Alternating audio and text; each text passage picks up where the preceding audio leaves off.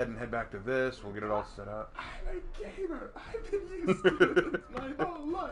I've been abused my whole life.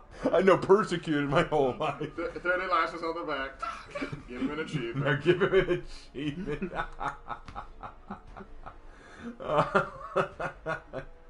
You can't deny that was rich. With a console, with a PC. Alright, just gonna set up the thumbnail. And let's save that.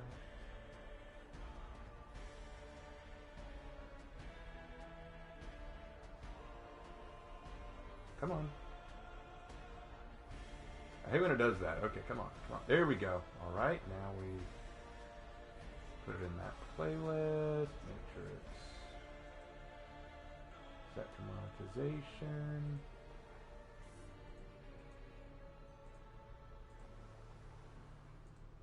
Save it. There we go.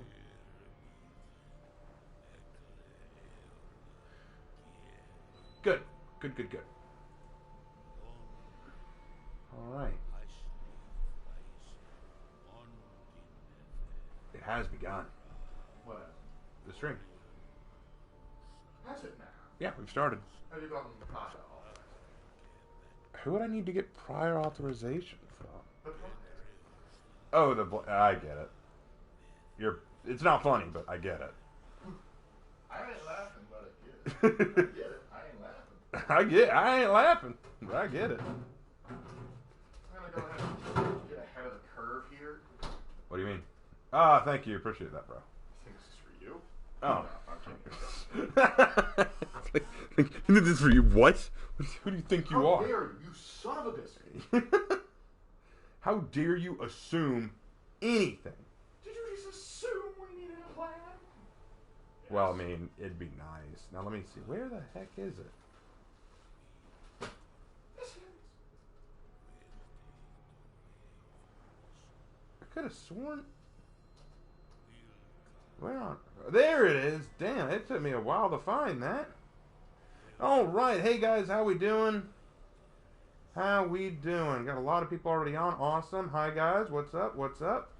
I have appeared. Hello, hello. The time has arrived. The best history channel there is. Thank you, P. I appreciate that. Will you ever do a video explaining pirates? Probably. Hi Raven, how are your legs? My leg is doing much better. I'm hoping to be back to work. Lift anything heavy. I just can't lift anything heavy, and can't overwork it, yeah. Hey Raven, with a new Woolen hero being a pirate, is it possible he or she will have a gun? I don't know. I just played against a Conquer that bash, lighted, bash, light, sidebands, light, rep 57. Well, yeah, that's the whole thing behind Conquer, and I know that a lot of people are really upset about how strong they're making Conk, but, to be perfectly honest, I think that Conk needed something different than what he already has, because the meta with him is all just the same.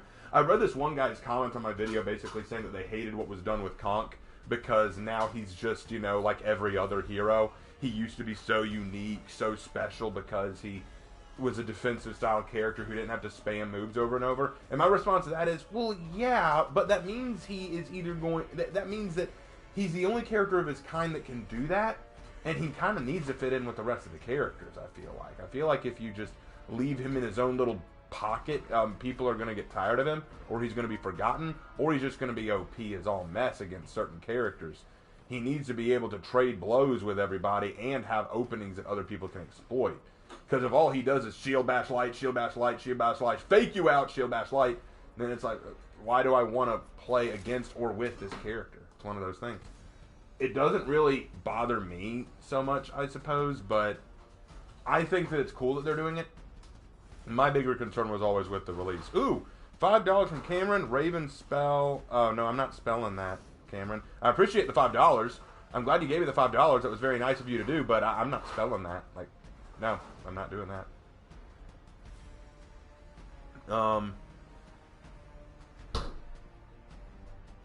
Yeah, you couldn't trick me that easy. Sorry. That's what he was trying to get you to spell. Is that a new Apple product then? Yeah, it looks like it, doesn't it? Absolutely. How about you smell? No, I'm not going to smell that either. You thought it would work, but I wasn't born yesterday. I remember that old one from elementary school. Yeah. All right, we're in the fight. We're in the fight. So let's get started. Let's get started. Let's have some fun. So far, the team is... it's not bad, but could be better. Let's go help out a teammate. And yes, I'm starting a Centurion because he needs the help, and I love my Roman boy. Actually, me and my brother were actually talking about a very interesting video idea that we were thinking about.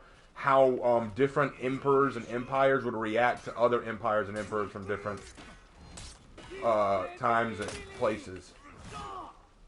If you don't like that fish out of water story, what about two fishes from different waters meet each other? Crap.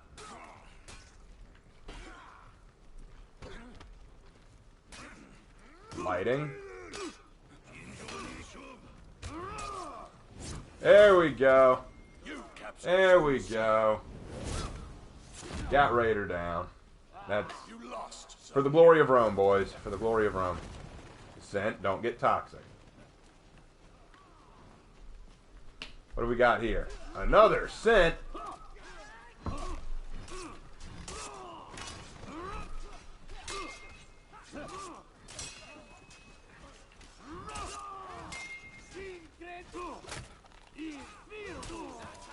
Another Centurion down. Rome will not suffer your heresy.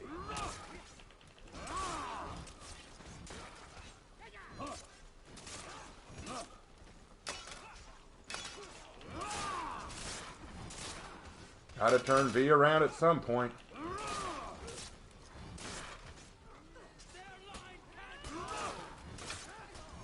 I appreciate the insistence, Nobushi. I really do, but time and place. All right, I gotta hurry back. I gotta hurry back.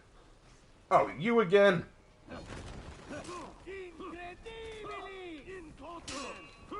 You again? Wait, aren't Vikings basically medieval pirates? In a sense. Kinda, however, when we think of pirates, we don't think of them just attacking like coastal settlements. We think of them like boarding other ships, which the Vikings didn't do all that often. There were instances of that. There was actually more rampant Muslim piracy in the Mediterranean, and that was actually a big problem for Byzantium. Okay, and that parts happened. of Western Europe. So that happened. All right. Check chat while I'm waiting to respawn.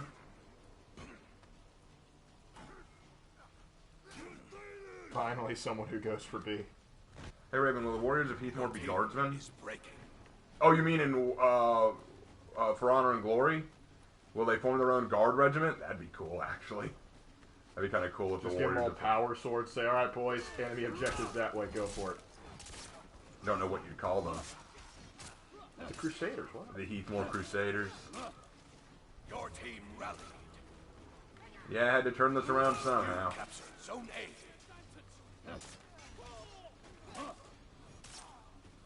There. Fix that issue. Now Oh, let's go back to... Oh, hello. Rod says, look at all these people roaming around.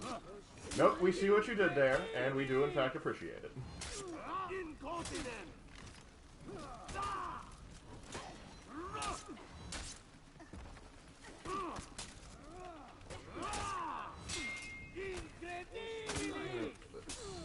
How come none of my punches are knocking anyone over? I think we need Chaos Marines to invade Heathmore.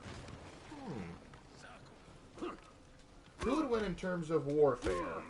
And not a one-on-one, in your opinion? And is it not a Oh!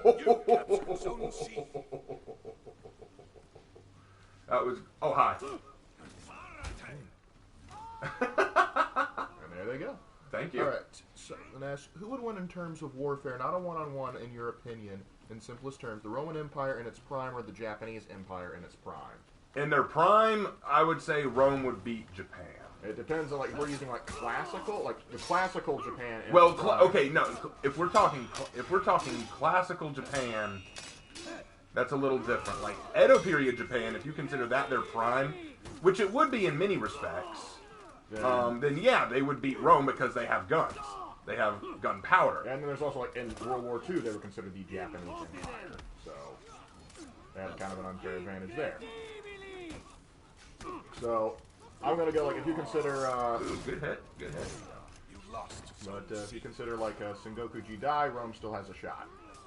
Yeah, if it's Sengoku Jidai, Rome has a chance because they're not as well organized.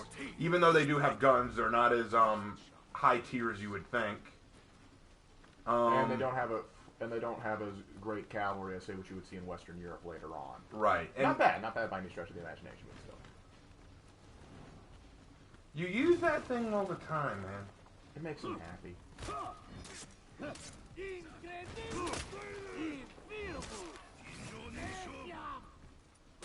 Hey Raven, do you think Doom music is good Christian music? A simple yes or no will suffice.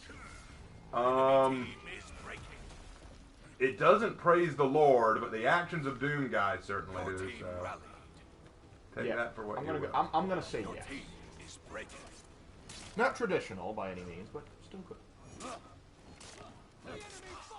Conquer is going to conquer the meta next season, assuming they keep all the changes from testing ground. That is an assumption, yes. Well, we're not gonna, we're breaking and we're gonna stay breaking. So let's just try and get what we can. Hi, Hitakiri. How you doing, bud? I was wondering if you ever considered to do a series of hero versus hero who would actually win if they were to see each other in a fight. I guess they want you to kind of do like a Deadliest warrior sort of thing. I don't like having those discussions, only because there are lots of factors that go into those kind of talks. I mean, I suppose we could do one on like who has the edge over the other. Like we can't say for certain because there's so many X factors that could possibly pop up. True. Like for example, if you put the Roman army next to the Parthian army, I'm going to say the Roman army is superior, but the Parthian army historically has won. So it really does depend.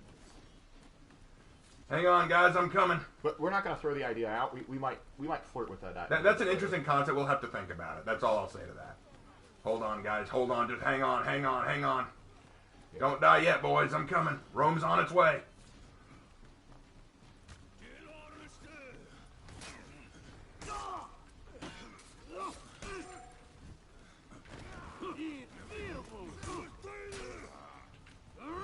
It's all up to me, huh? All right.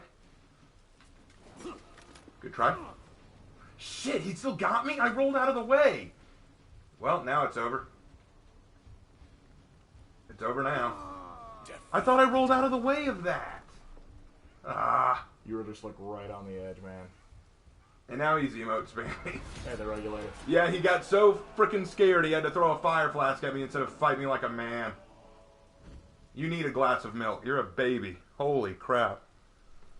What weak sauce. What weak sauce. Okay, here's a question. Can I get an agreement in chat on that? That was pretty weak sauce. Alright, what's the question? Your thoughts on Deadliest Warrior, the show? Deadliest Warrior is a cool concept. I'm glad that there's a show like that existed. It was neat to see, and it was a good kind of basic introduction to different warriors in history. Very inaccurate, though. You can't take it seriously. Oh, look at that! He quit! What a surprise. May I serve his lordship as a steadfast bodyguard today? Not tonight, man. I'm going solo tonight. Not tonight. I'm going solo. Alright. Let's see. Rodden asks, who do you think had better training, the Spartans or the Romans? Rome. It depends on which Romans we're talking about, because they go through different eras of training. Well, I mean, in general.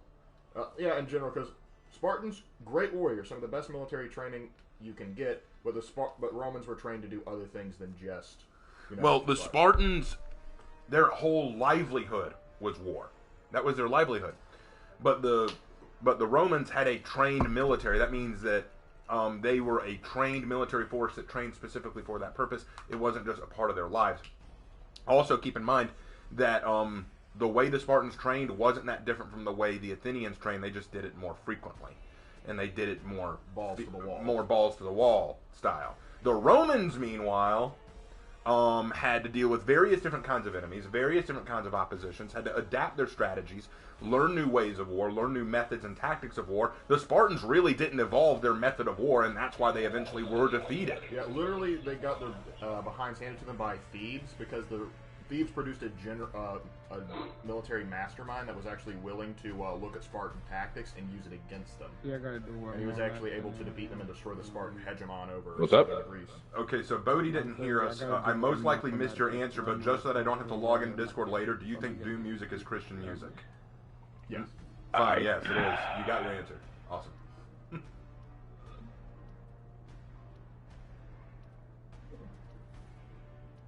Lucky asked if he can play. No, I'm playing solo tonight, guys. I'm not playing with anyone tonight.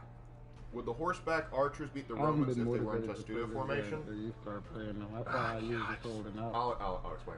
Please answer for me, because I haven't been motivated. The Testudo formation isn't the big game changer. It wasn't used nearly as frequently as we might think, and the Romans knew how to deal with horse archers, like the Parthians and the Persians. They were excellent horse archers, and the Roman Republic and early Empire had no problem dealing with them. Problem is, like, when the Huns came around, the Roman Empire was divided and weak and didn't have as good a trained army. Oh, I could revive. I could give my ally a shield. I just don't want the chat to just turn into, could this warrior group beat this warrior group given this time period? And I'm like, is that all these are? I don't mind all of that. I don't mind that sometimes, but sometimes it sometimes feels like that's all the questions we get. Toki Kar says, you like playing female heroes, don't you? Yeah, why not? I love that question comes up as you're I'm playing Highlander, Santa Claus Highlander. Yeah, I'm legit playing Highlander. You like playing female heroes, don't you? Well, if Highlander was female, maybe. But yeah, I do like playing female heroes. It's different, and let's be fair. I don't know, Everyone plays every the time I male, play sometimes them, it's I just nice get to nervous play and male. like, And besides, as a famous comic once said, if I'm going to be playing a third-person game, I'd rather play the female because it's nicer to look at a female butt swaying in my face than a male butt swaying in my face. I'm just going to be honest. To which I respond with a classic. let's see, Hito, Come on, son. Raider. Indeed. Okay. Of course, now they're screaming Scotland forever, as they should. As they Highlander? should. That is the correct That big response. folks. You're welcome, Ron. Oh, and 671. Goddamn. What would happen if Jack Sparrow appeared in the world of For Honor? He'd go for the Ron. He would Dude, search for the slap on rum, that. and then he would be Huh? gutted by Itakiri. I've been seeing you play a I lot would of say Highlander Shaman, actually. lately. Oh, either one. I like Highlander. I think he needs like at least a tweak. It's just annoying that like people can get by with just like heavy. I can't mute it I until mean, the the match line of heavy actually doesn't bother me as much anymore. Hey, Raven and Mark, why do you think the Varangian Guard isn't Like, as if the well first known one or hit me, I'm appreciated going to parry today? the second one. You better believe The it. Varangian Guard isn't as well known or Oh, no, appreciated that because very shit few fucks me people up. know about things outside of a Or if I don't parry generalization. the second When you one, hear then the I'm word gonna samurai, you don't think about all the different factors of being a samurai, like being an onabugeisha, being a daimyo, being like what I that can means. play You just hear, ooh, a samurai, more cool katana dynamic swords and and shit, kabuto so just seeing people helmets. just You hear the word spam knight, you light don't think heavy. about the hussars, you don't think about the crusaders, you don't think about the teutonics, you don't think about the templars. going You're just like, for ooh, knights, guys in metal bucket helmets. When you hear the word Viking, Yeah, you I'm don't going think of all the different kind of Vikings and She's eras always of Viking clusterfuck raiding and all that stuff. and You just I hear, enjoy oh, rap cool for guys it. with horn hats who go yar all the time. You don't think about the different ways that could go. I'm going to go this way since they're going to cap A. So when you think of, so the Varangians don't fit into specifically one of those narratives. Yep. And to might add to that, to add insult to injury, What? most people know about the Roman Empire, but fewer people know about the Eastern, or the Byzantine Empire and its continuation. Okay, I thought he was, I took a I class just in got Byzantine fucking history when I was deleted. in college. I thought he was and gonna throw explaining the, that to my dad. He said, "What's Byzantium?" what's it called? That was Spelling a- tap. Bro, did I not play that? But also, there's another question. What do you know about Scipio Africanus? Man. I know that he was the only the only competent Roman commander to actually give Hannibal a run for his money. You've got to realize that Anarchy, at the I'm coming, time of the Second Punic War, when Hannibal was running all over Rome, none of the Romans took Hannibal seriously Like, because Rome beat Carthage he was last the time. one, So they like, thought, character who's that this I Hannibal would like guy? to have that. He's crazy. He's nuts. He ran his army over the Alps and got lucky. Oh, wow. We can Okay. handle him. Oh, I'm getting Turns guitar- out they were all underestimating how strong Hannibal was. Only one emperor knew what he was doing. Only I one saw dictator that. knew what he was doing when dealing with him, and they didn't like it because it wasn't a significant fucking victory. hate my life. It was more of a drawn-out, burn land kind of tactics. Just say, we're just going to bide our time to beat him. And no one liked that. They said, no, we want a clear Roman victory because they're all Carthaginians and weak, and Hannibal's just a weakling. His father was weak. He's weak. We want to beat the weakling. okay. I'm playing Scipio was smart enough to say, no, we need to think about this a different way. And very few people were willing to do that. Oh, shit.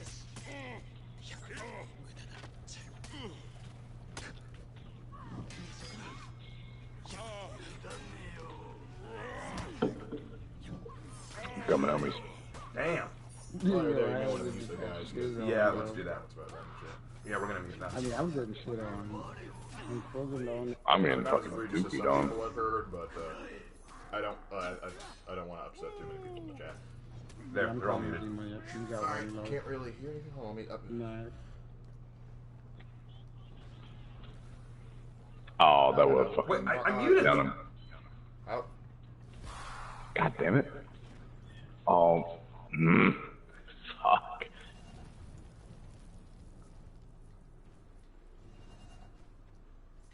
There, they're all muted.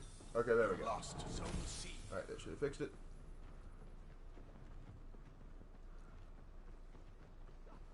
Oh yeah, we muted them now. It's done. They're muted. Yeah, everyone gank up, boys. If a Shaka Zulu-like warrior ever joined For Honor, where do you think they would be placed in the different factions? They wouldn't.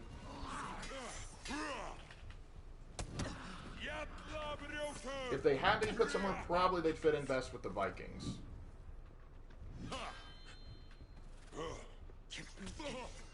Yeah, just throw your lights. I swear, people who say that, people who complain about light spamming, why does no one bring up Kyoshin? Why does no one bring up that light spamming anime character? I swear. His whole kit revolves around light spam. How can you not see that as a light spam?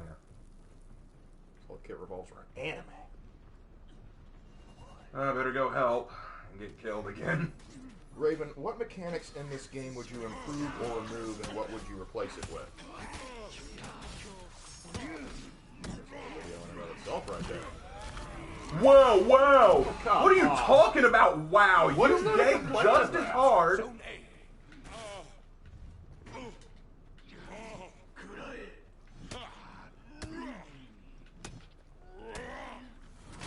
Scotland for the win!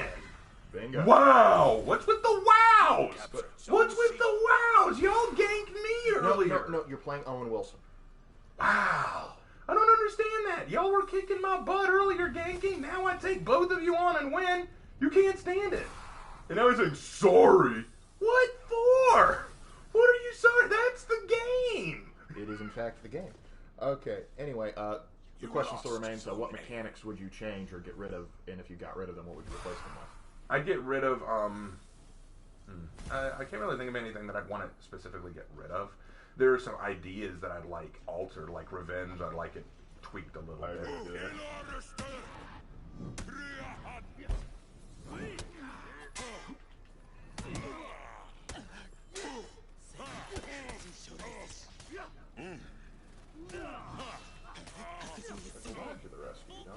Oh, smoke bombs! Smoke bombs! Enjoy it while you can, samurai! Enjoy it while you can, samurai! Yeah, enjoy it while you've got it. Thanks! You little coward! You threw down a smoke bomb to hide in, light spammed incessantly, and you're giving me a thanks. Good lord, I can't wait for smoke bomb to get nerfed so that these weebs can go cry in a hole. It is adorable how much they rely on one fucking feat. It is adorable how much they just need this feat to stay viable. Y'all saw this. Kyoshin and Shinobi both surrounding me decide, okay, quick, throw down a smoke bomb. We can't possibly handle him on our own. Throw down a smoke bomb, and now light spam. Light spam the bejesus out of him. We can win that way, boys. And then just spams, and then has the audacity, thanks. Why? 'Cause you're trash? 'Cause you light spam like a child? Is breaking. Y'all are precious. Rallied. Sorry. God. I knew I'd be playing some sad little babies, but I wasn't expecting you. First, For Honor adds a pirate hero, then a Blackbeard, then a Blackbeard game mode. If they had a Blackbeard in the game, will they nerf him like right out of the gate like they did in Rainbow?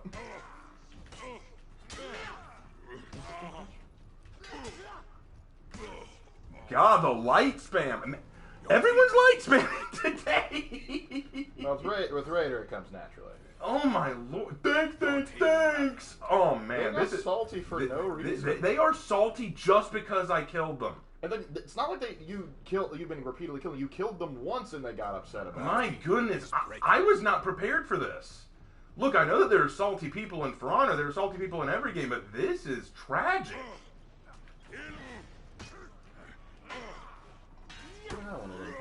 Yeah, and there's a smoke bomb again. I can't see a freaking thing. Yeah, one person in a comment literally tried to say, dude, no one uses smoke bomb that way. They use it to run away. You're just crying over nothing.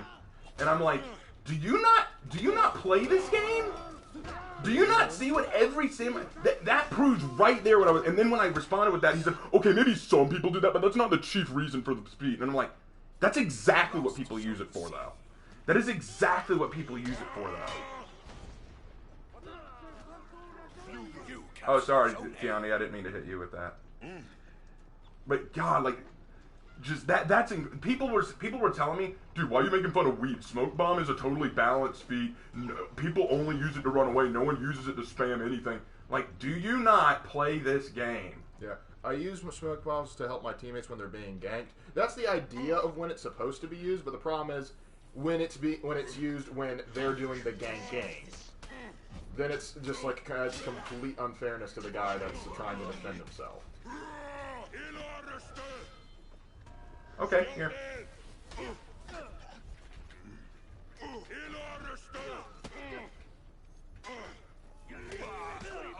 There, at least I killed one of you.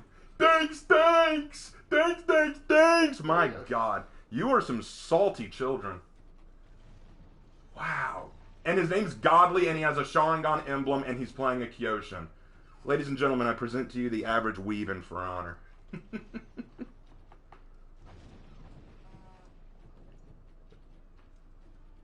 They've never fought a samurai character then if it's only used to run away. Yep.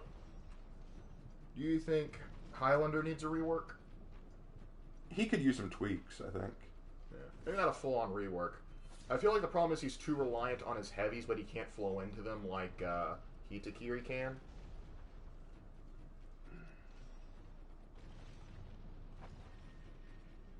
Fought a Kensei today, threw a smoke bomb, and they used their unblockable feat, then proceeded to use all lights. Yeah. That's a load of horse crap, but yeah, that sounds about right.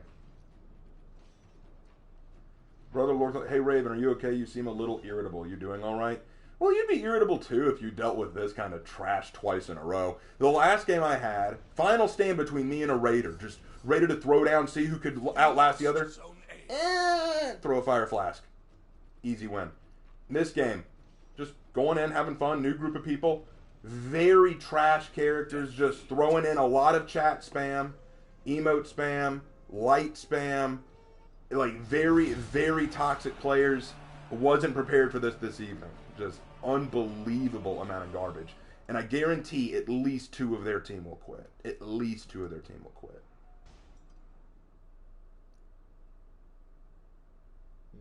Which is better, Danax or Claymore? Danax. More controllable, I'd say. It's got more weight going on for it at the end. Yeah. Smoke bomb should be replaced with pocket sand. Does the same thing, but only affects the one you're locked onto. Yep, one of theirs quit. Let's see if another one did. And yep, another one of theirs quit. Yes. Wasn't the one I thought would quit. I thought Godly would be the one to quit, but nope. It's pathetic. It really is. Don't worry, guys. I'm not upset. It's just funny. It gets you irritated, a little ruffled feathers. It's just irritating seeing that. Raven, will you talk about Beowulf? Sure, if I have a way to do it. Like if Extra Credits tries to... Oh, Extra Credits did deal with it, didn't they? No, that was red. No, Extra Credits did with Beowulf thing, too. They did? Yeah. They're not allowed to do that. Tell them they can't do that.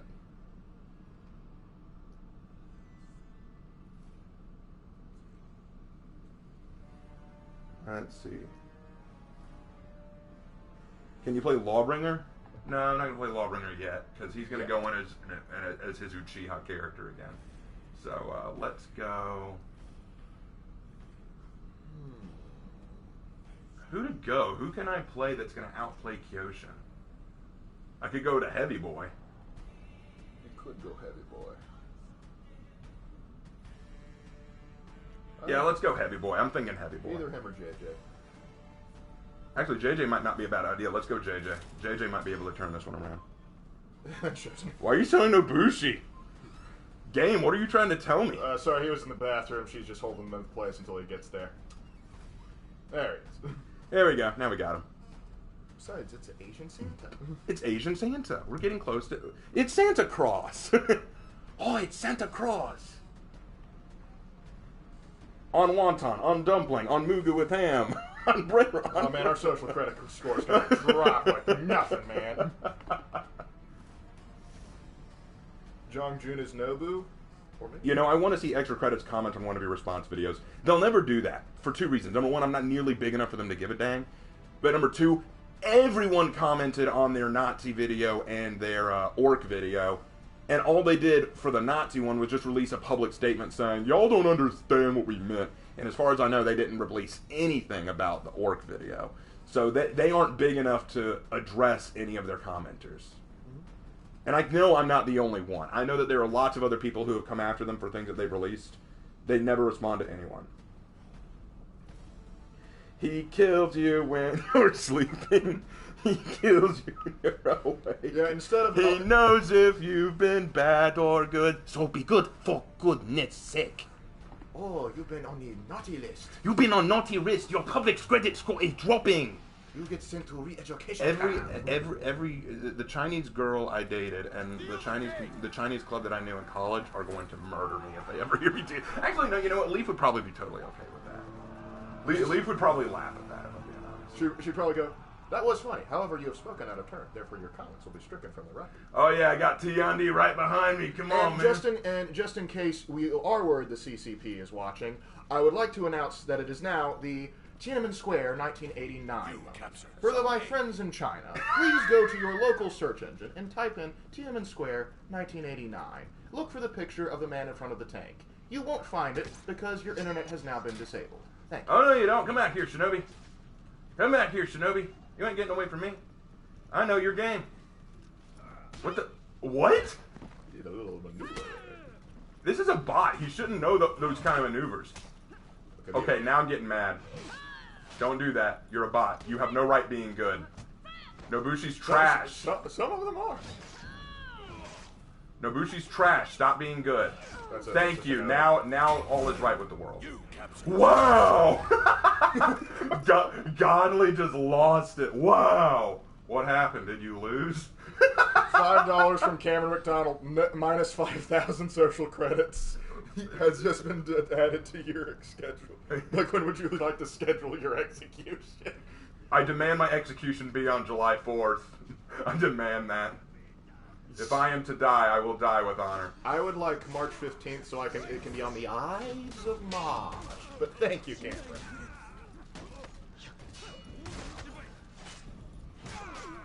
Oh! I got a warden in my sights, boys. Boom! And he's gone.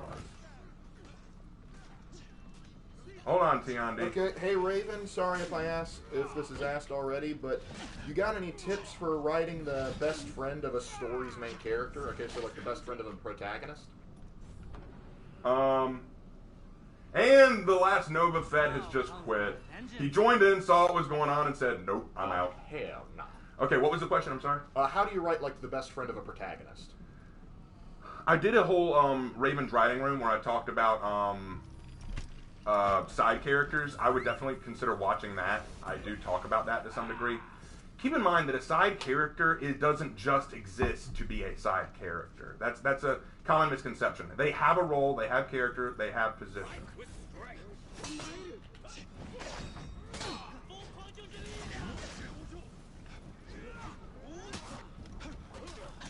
Oh crap, Nobushi's got me.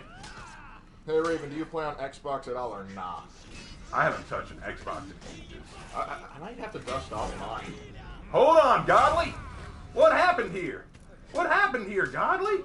You lost zone C. Yeah, see, it's not as fun. It's not as fun, Godly.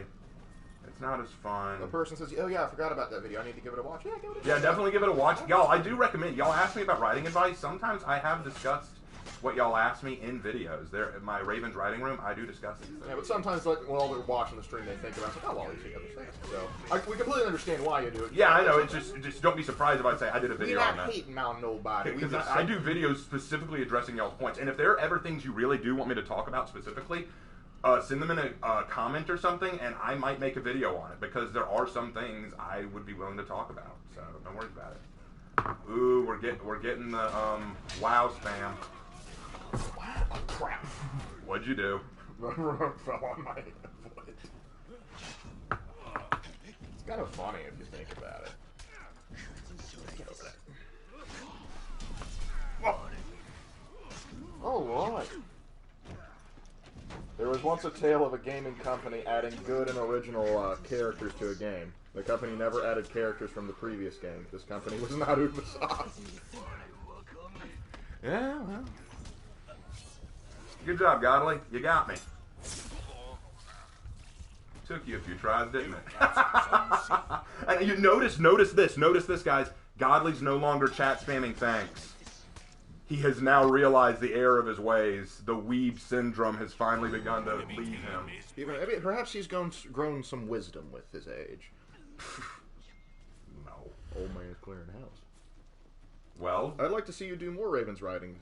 I'd love to do them, but I need topics. I need discussion points. Indeed. Oh, here's a topic for you. Romance. It was in the chat. Romance? Yeah, I probably do need to discuss that. Yeah, because that's easy to do. Easy to do. Easy to do well? No. Is it a spear or a blade or a speed or a spade?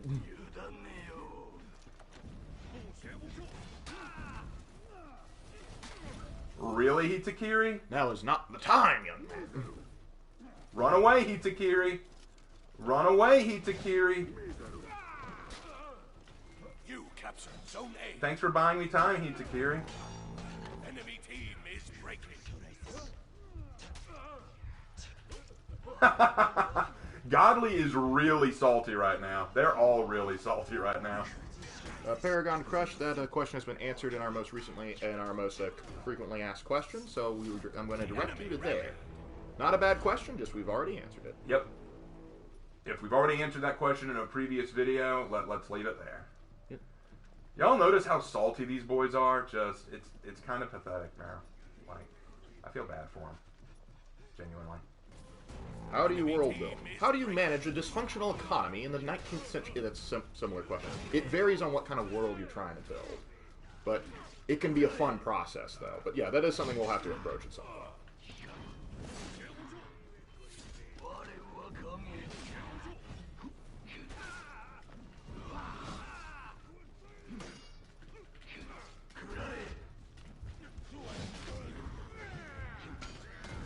Yep, he's dead. Whoa! Thanks. Just give them all a thanks. I'm going to let the Warlord go ahead with that one, because the thing is, you got saved by 2 different heroes while you were running around emote spam. You don't get to pull a WoW. Yeah, you don't get to pull a WoW. None of these guys get to pull a WoW. We roasted you. That was gorgeous, ladies and gentlemen. That was beautiful. Oh, here's a writing room video I like to see. Fight scenes. How to write fight scenes. That's writing a fight scene genuinely is not an easy thing. There is no rhyme or reason. A lot of it has to do with physical action. Like, quite often I have to act out some of the movements to see how they would feel.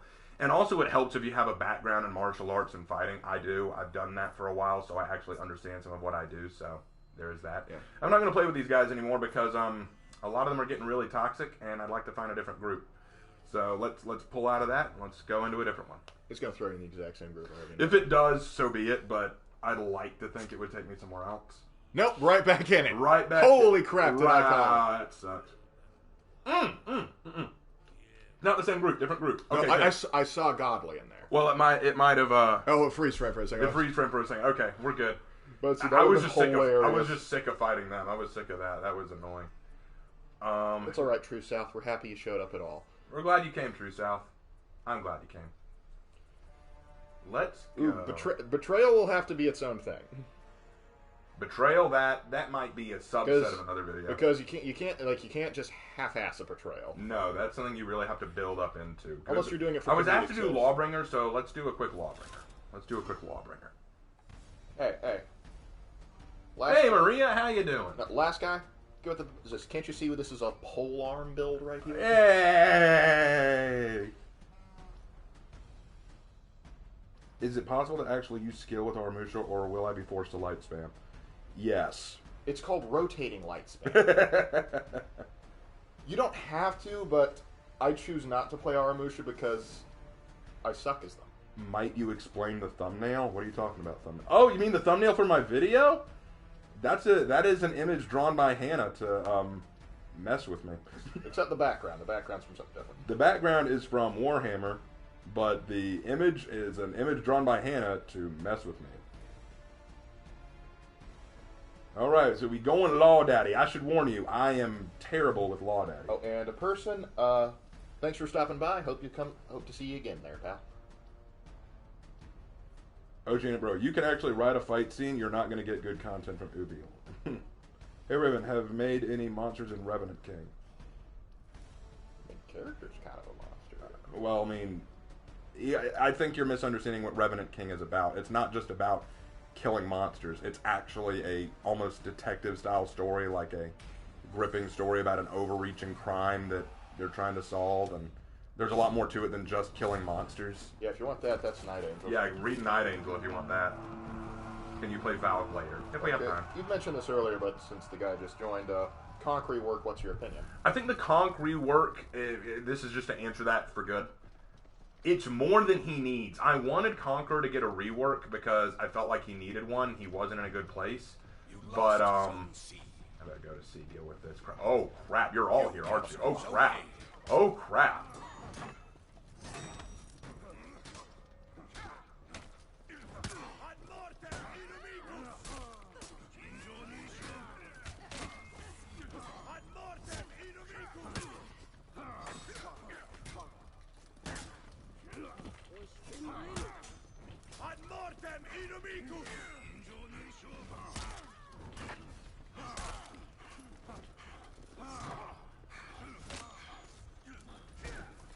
There it is. Yep, well, hey. Crimson 1122 just donated $5. Say, to add some variety to the Vikings, would you play a dual long CX using Saxon-based heroes that has Robin Hood-inspired aesthetics thrown in? I wouldn't mind a CX hero for the Vikings, but the Robin Hood aesthetics might not be a good idea since Robin of Locksley was a knight. Well, at least in some of the versions of the stories, but yeah, having it, using Really, some dude. Robin Hood inspired thing wouldn't be a bad idea. And I like the idea of using a CX.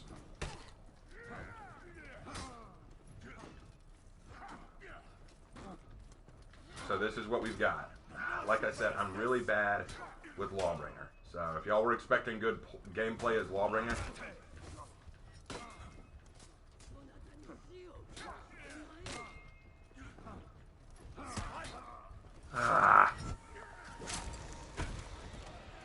yeah, not happy with that one.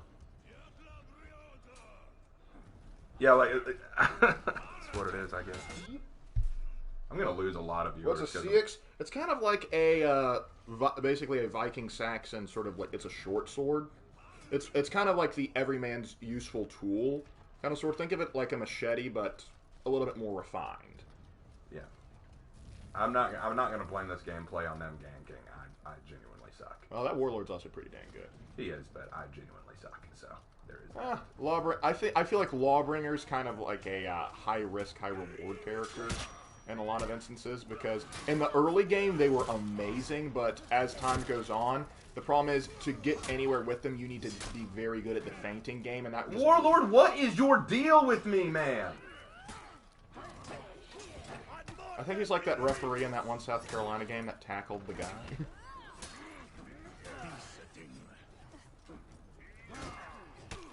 Raven, just become Judge Dredd and scream, I am the law!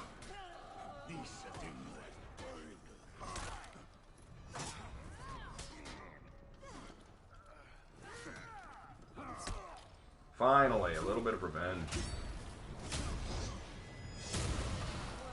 Remember, if it bleeds, it can die. You captured Lawbringer Zone needs a C. rework to add hyper armor. No. Here's the thing. I've played against some really good Lawbringers. I'm not sure how much of a rework they really need. Maybe some tweaks would be fine.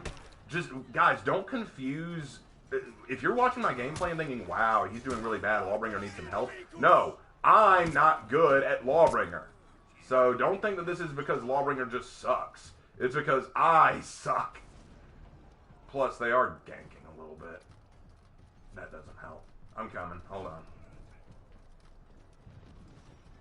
You lost Zone C.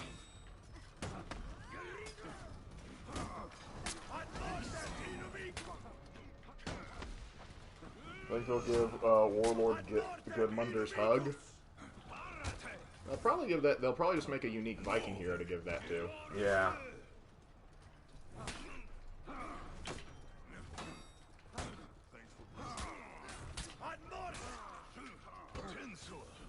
Oh yeah.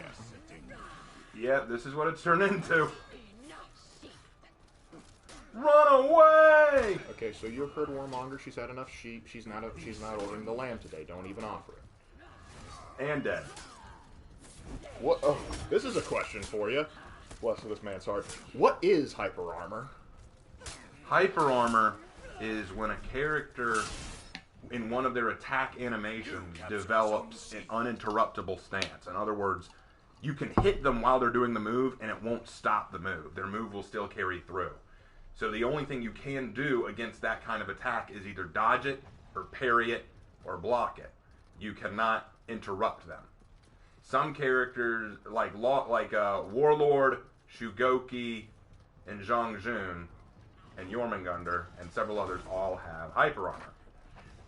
Some characters do not have hyper armor that we feel should.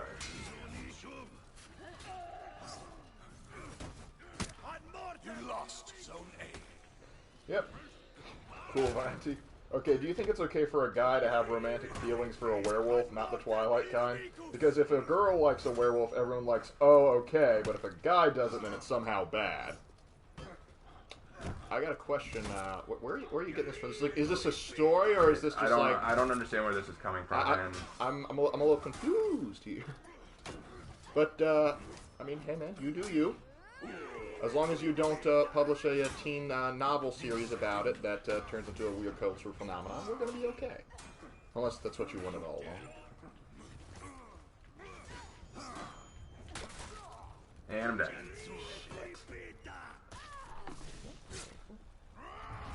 Anyone thinking my gameplay's cringe yet? Nah. I think most people in the chat, since they're all familiar with Piranha, they're going, yep, been there, done that. Well, I hate when people request I play a character and then I'm garbage with that character. Like that one time someone asked me to play Aramusha and I said, you really don't want that? And then I'm like, well, here you go. I'm playing Aramusha. And then one person even said, dude, why do you suck? And I'm like, because I'm garbage. Because I wanted to please someone. I wanted to please a sick, dying child. Okay, they may not have been sick, dying, or a child, but it's the thought that counts, man. It's like, I'm garbage. Just deal with it. But hey, here's the thing about garbage. If a dumpster falls on someone, they'll still die. So trash can still kill you. Oh, great. Now they're coming to gank again. You I love it. lost Zone A.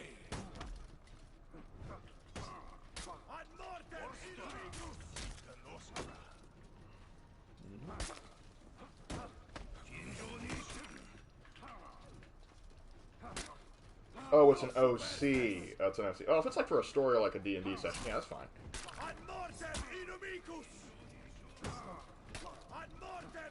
Brother Warcraft says, nah, you're good. I'm a Lawbringer and a Warmonger, but I'm still crappy at both. Hey, you just described my Are you emote spamming right now? And okay. You captured Zone A. Yeah. Good job, Warlord. Good job.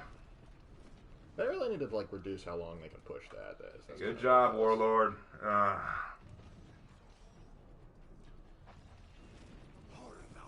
Let's get back. Oh, they're fighting there? Really? All right.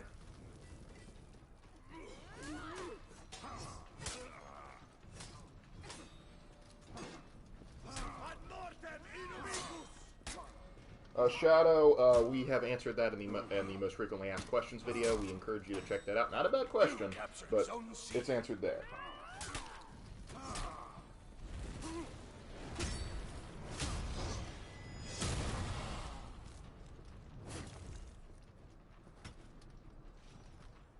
How's the leg, Raven?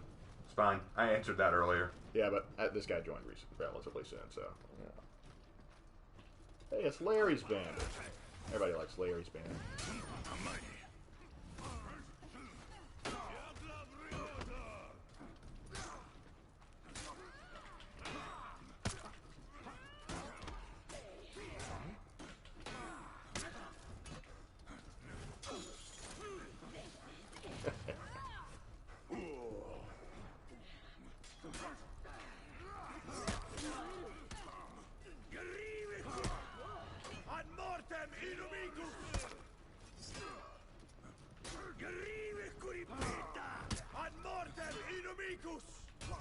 You lost Zone A.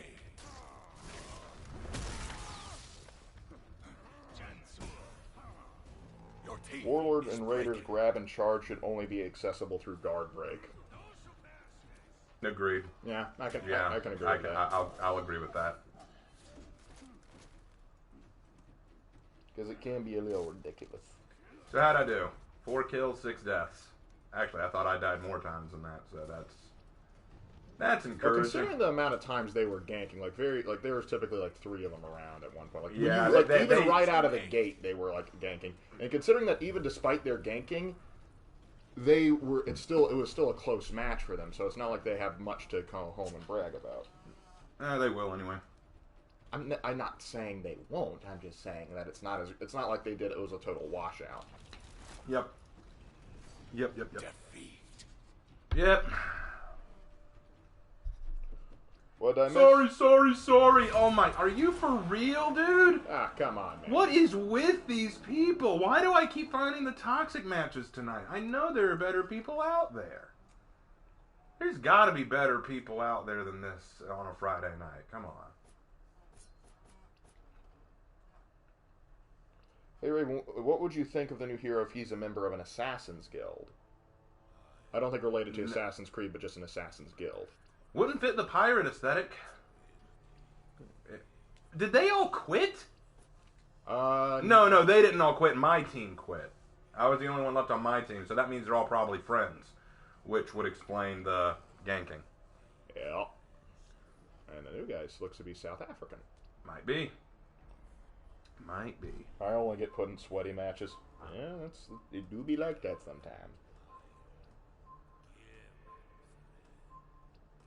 Yeah, you can't let it get under your skin. I'm not. I'm just like, it just surprises me. I really wanted to get on and do some fun matches. Even if I lost a few, like at least, have some good, fun, honorable matches. These guys are, every one I've gotten into now, someone is incredibly toxic. Well, if this we get another toxic outburst, and this one we'll just switch back over to Breach so we can focus on questions. Yeah, we'll just focus on having fun and answering questions rather than dealing with this horse cock. I'm more, to be fair, the guy that had the Blood Angels emblem, he didn't seem too bad. He was the Griffin last round. He wasn't as bad as the Warlord and the Lawbringer. Yeah, probably not that bad, I'd say. But yeah, anyway. I think they're friends because none of them changed over. Yeah. Except for the South African guy, he's on their team. Yeah, but he just joined. So that means there was like one, you might have one guy that switched over. Where'd it go? Let's go to Don't worry, Fantendo. You might be able to convince them to re-download it, because I've deleted several games I got upset with, and like the next day I re-download them. It happens to the best of us. I've never uninstalled For Honor, no matter how often I get frustrated with it. And I do get frustrated. It happens. I do get frustrated, but if they act toxic this time, yeah, I'll just switch to Breach and play Breach for the rest of the night, because that's one thing that I've learned. If you are getting frustrated with the game, don't keep playing it. Switch to playing AI. I know that seems easy and childish, but at the same time, I want to enjoy this game without losing my mind over it. Eat the cookie. Agreed. What's my favorite game mode in For Honor? I like Dominion and Breach. Those are my 2 favorites. Can I get a tribute? No, don't even do that. Nobody likes tribute. No one. New Lawbringer 4th feat. The Lawbringer sheds his armor and charges the enemy with the muscles of the law. Just turns into a JoJo moment? Yeah, Absolutely. exactly. The Lawbringer yes. just turns into a JoJo character, yes. Only if the Shugoki does the same thing. Just I think having an archer on this may be fantastic so long as they have a short blade to melee. No, I disagree with that. I disagree with that entirely. That would break the That meta would of the break game. the meta of the game. If you have a ranged character, like a character who specifically deals in bow or archery, then why do you think they had to rework Shinobi so hard? The problem was Shinobi could he didn't have to engage. He could stay off screen and out of range and just throw his heavy attack constantly to do range damage and never have to engage. And if you focus on the Shinobi to go deal with them, the other player will come after you and the Shinobi will just dodge away like a coward. You cannot do that in this game. That would work more for like a Chivalry 2 sort of experience. For Honor, no. It's more of an up-close fighting game. And you might say, well, what if you have to take time to aim it? No, because then it's useless. If you want the Archer experience in For Honor, play the Dominion and Breach matches with ballistas and use those. Yeah, that's the closest you're going to get, I'm afraid. Genuinely. Or you could just use the bow feat for the heroes that do have it.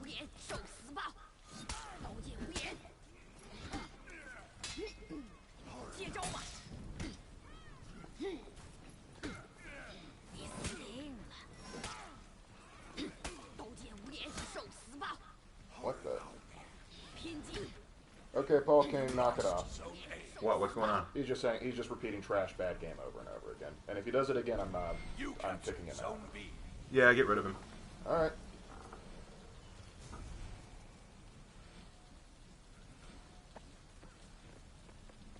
Because I don't need to be reminded. I already know. Look, we already know the game has some problems, but we still enjoy it all the same. Well, I just know that I'm not the best at the game. Well, they weren't saying bad you, they were saying the game was bad. Oh. So I put him in timeout. More for spam than anything else.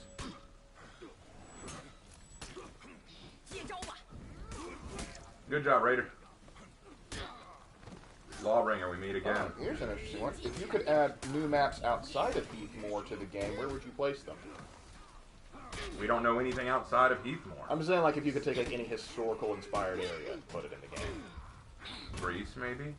A Greco map would be cool. Like charging up the Parthenon, that'd be pretty baller. He would pull revenge. Yep.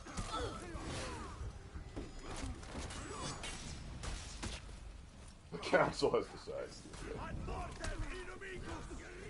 See, this is what I mean. There's some really good Lawbringers. Everyone who says Lawbringer needs a rework, I don't know. I used to think so, but I've fought some Lawbringers who really, really kicked my butt. So I don't even know if I could say that definitely. They can be incredibly good. So I don't want to even say that they need a rework.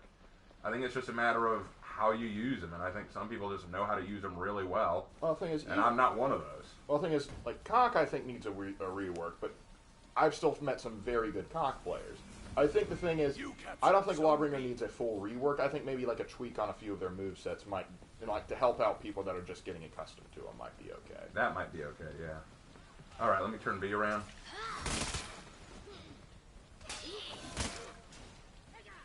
Yo, Raven, quick tip for Zanhu's max punish out of Stam. Throw them left, 2 top heavies. I didn't know that could work. All right, we'll try that next time. I hope I said that right. Say, what's going on with Larry's mind after being executed for about more than 100 times? I don't know, I think like that was his own personal level of hell for a moment.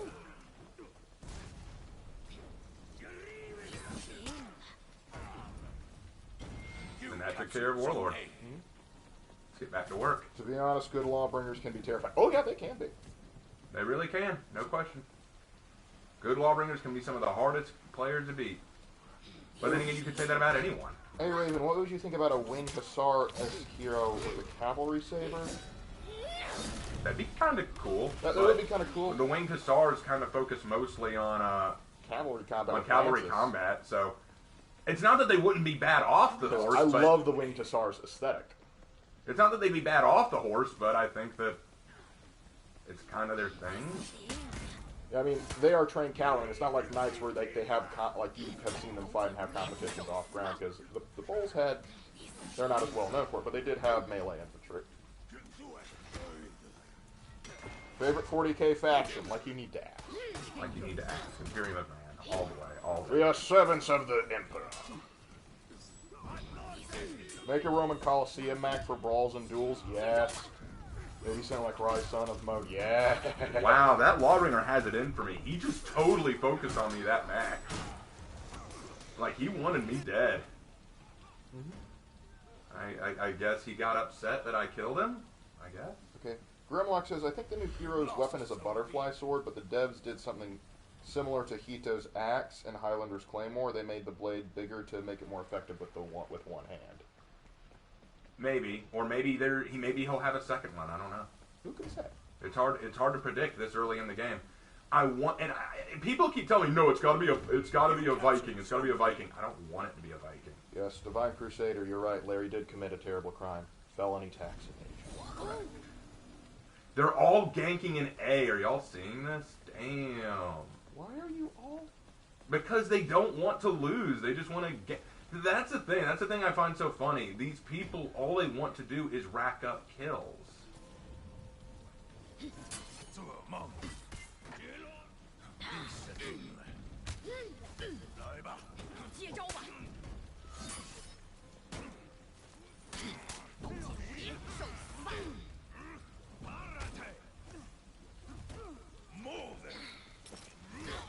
Raven, what do you think about a hero based on Fomorians?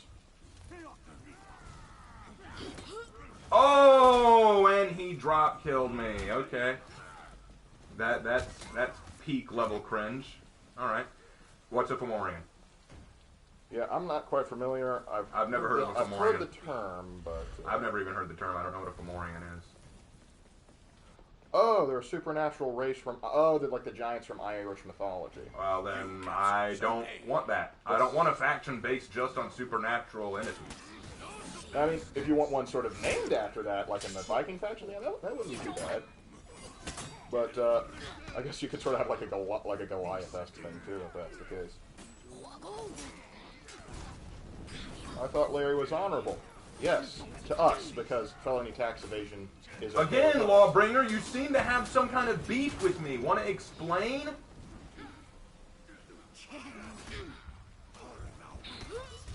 Damn, you all hate me. Warlord hates me. Lawbringer hates me. What did I do to you people? Oh my god. And they're all ganking. All four of them are in Zone B. Oh my goodness.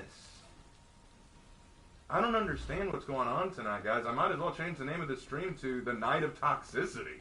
Every match.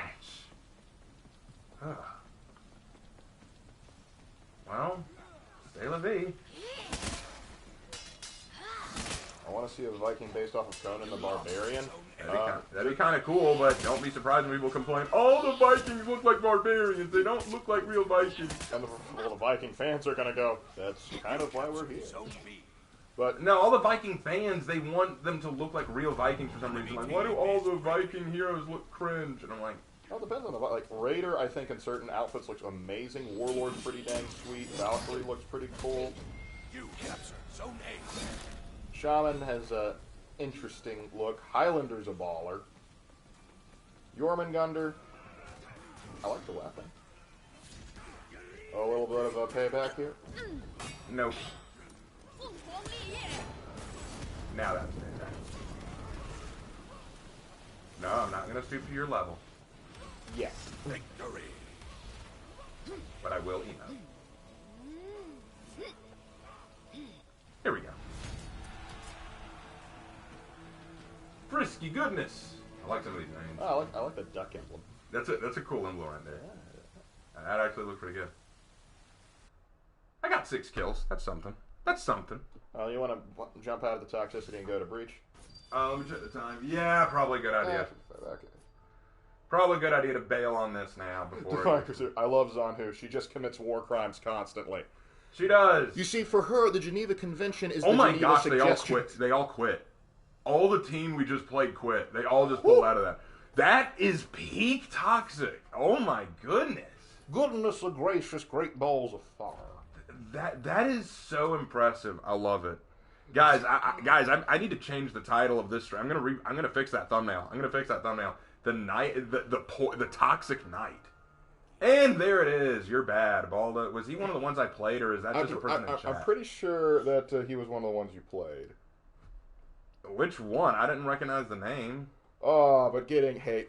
Oh. Yeah, I love getting hate. You're bad. Okay, whatever. I never claimed to be good. One time, somebody in Rainbow sent me a message because I killed him. It's like, you're bad, and I just I know. He had nothing to say to that. Just and what are you gonna do about it? Which one was Baldo? Was he the I don't know. He couldn't be the he couldn't be the warlord, could he? Oh, but I like this from Rod in Dave and Attenborough voice. And as we see, the Lawbringer attacks the runt of the litter. Yeah, let me see. Let's see if I recognize the name, because what was it? Baldo Tearface, or what was it? Baldo Tear something. Baldo Tearface, you're bad. Okay. Just hit that man with the K. Just K? I don't know what your point is there, but okay, I'm bad, whatever. Hit that man with potassium. Would love a Woolen with a Xion, Crouching Tiger, Hidden Dragon on people. That'd be awesome. Again, I want a Xion hero. Run and talk trash. You're right, Divine Crusader. Hey, Raven, would you like to see more of the Roman side of the Knights in the lore? That'd be cool, but I don't know what else you would do with Rome. Well, they already kind of added Varangian. I suppose they could add Triari. I guess, but what weapon would they have? They would have a spear. The problem is that would be very, very similar to Valkyrie. Yeah, that's the problem. There's other types of gladiators they could draw from. Nah, just hit him with the agreed.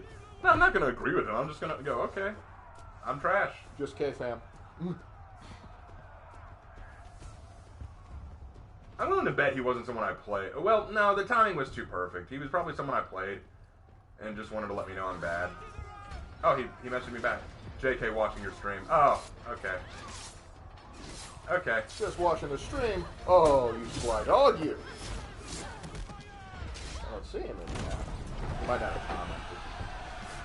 His YouTube name might not be the same as the PlayStation name. That is. But yeah, genuinely, guys, this is something that I want to make clear. I love For Honor. It's one of my favorite games, but I'm not a good gamer. Any multiplayer game that I play, I always recognize I'm never going to be top tier. I am not great at this. I love the game because of the aesthetic that it has and the themes behind it, like medieval warfare, different cultures going up against each other, discussing historical warriors and what they mean. That's what I love about this game, and that's why my channel is more focused on that. If I was good at this game, I'd focus my channel more on winning compilations and how just freaking awesome I am at this game, but I am not. I never picked a main because I want to try all the characters, and because of that, I will often lose to people who have mains. I'm very reflexive, so I react very quickly to obvious attacks. Just wanted to see reaction. Well, you got it. You got it. Okay. You definitely got it. Intriguing. Rod, Raven, I may be trash, but at least I'm not toxic waste. Very good. It's true. Very well said. And honestly, I really don't think you're even trash. I think you're just about, just average to, higher than average, because you're not a bad player. Because I know you can kick my behind in the game any day of the week. Well, the difference between you and me, bro, is you only play For Honor every now and then. I play it almost all the time. Yes, I am the filthiest of casuals. Well, you don't play it as often. You usually only play it if there's a new event going on that you like, or if I invite you to game with me. That's usually when you play. I play it almost every day, almost. Yep. And so I have no excuse for being as bad. No. There's plenty, like you said, you rotate out people, and then there's some people that they just specifically play one hero, bounce between 1 to 2 heroes, and so they don't have to worry about getting their move sets confused and other things. And also, the ganking is constant, so I wouldn't fret about it too much. Oh, I don't. It's just whenever I get messages from people saying, dude, why are you so bad?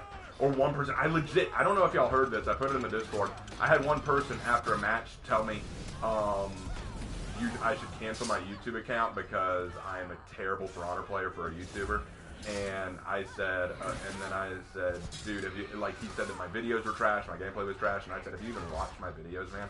And he said, why would I watch trash YouTubers? You're not zany. And I'm like, what, really?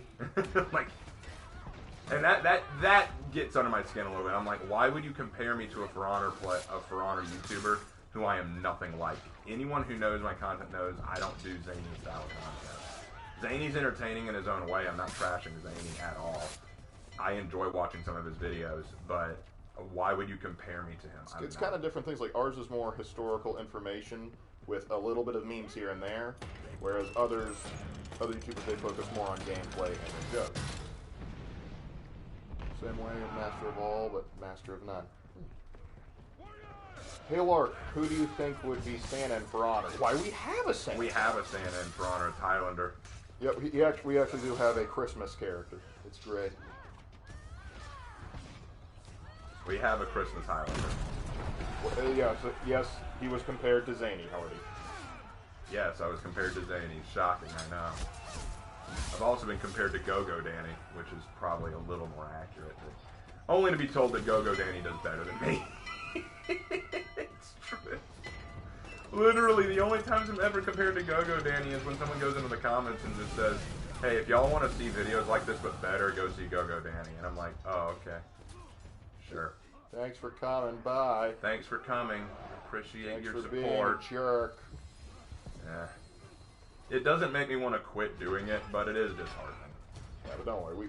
We recognize the overwhelming amount of support you guys give us. Yeah, I really appreciate all the support that I get. Like, I had so many people watching my live stream of the new season reveal. I was absolutely floored by the number. It was like nearly 400 people. I was like, that is incredible.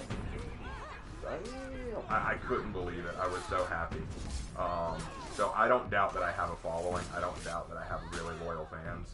I just don't want my new fans to get stars in their eyes thinking, this is the For Honor channel that'll teach me to be good at the game. No, it won't. I guarantee you it won't. But if you want the For Honor channel that's going to teach you about history, I can do that. I can teach you about history and talk about other stuff besides For Honor. I can do lots of stuff. Not all of it great, but I'll do it. Hey Raven, I have a little something to confess. Your new shield looks a little goofy to me. Sorry. She does? Nah, I don't think so. I thought she looked cute. He just jetted. He just jetted. I think my new shield looks really cute. It's aesthetics. It's aesthetic. I was going for like a cute girl look. They like the overt pink thing. I think maybe that's what he's confused about. Like, you never made a joke character, or maybe someone that has like going for a specific vibe. Well, I wouldn't even say Nushu's a joke character. I Well, want her no, to but like look the thing cute. is, you can make like I've made joke characters in For Honor. I've made like a certain vibe characters. Like like you have a fully pink new ship, not new ship. This is the new ship, Nobushi. Yeah, but then I made a vampire Nobushi. Yeah, exactly. You can have multiple different aesthetics. Sorry for the sudden message. Just wanted to personally tell you not to let it get to you. You have. Oh, I didn't answer you. I think for Honor, it's like you said, you have your own style, and we appreciate it. Strawberry shortcake that can kill. Perfectly said. Yes, Manuel. that's exactly what she is. A strawberry shortcake that kills. And soon, one day, she will get her own anime opening page.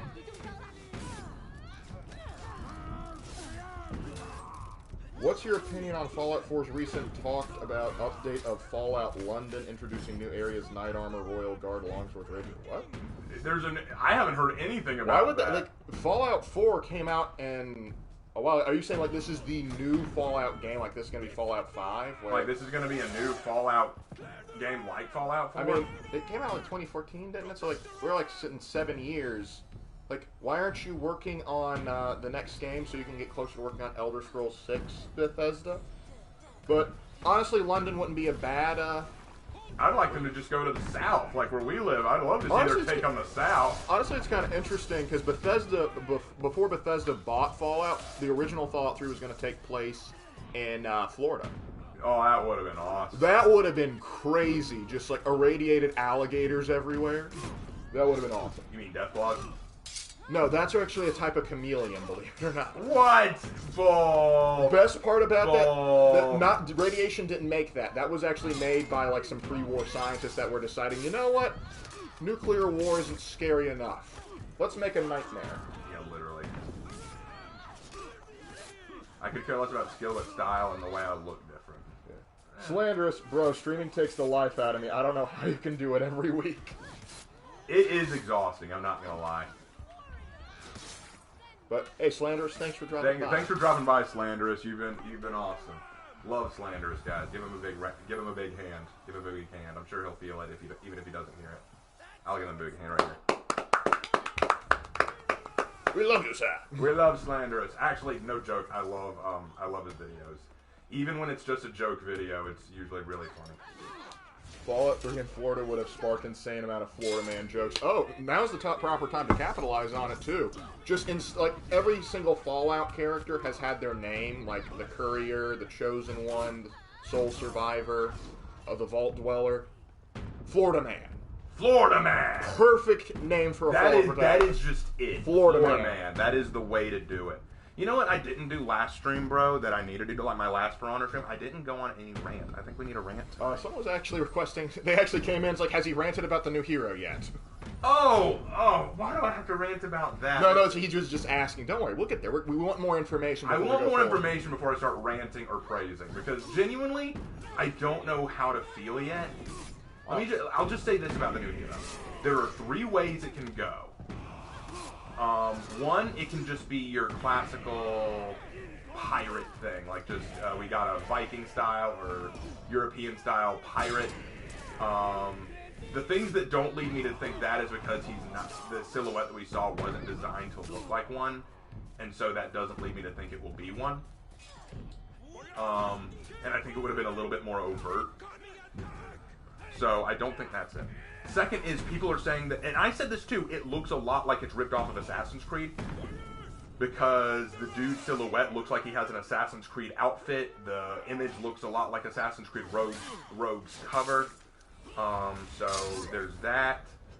And the fact that one of the ornaments looks like it has an Assassin's Creed logo on it. So a lot of people are saying that it's just going to be an assassin.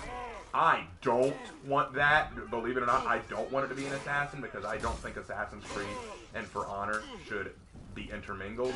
I think those are 2 different things. If you want to do an event mode with an assassin from Assassin's Creed, that's one thing.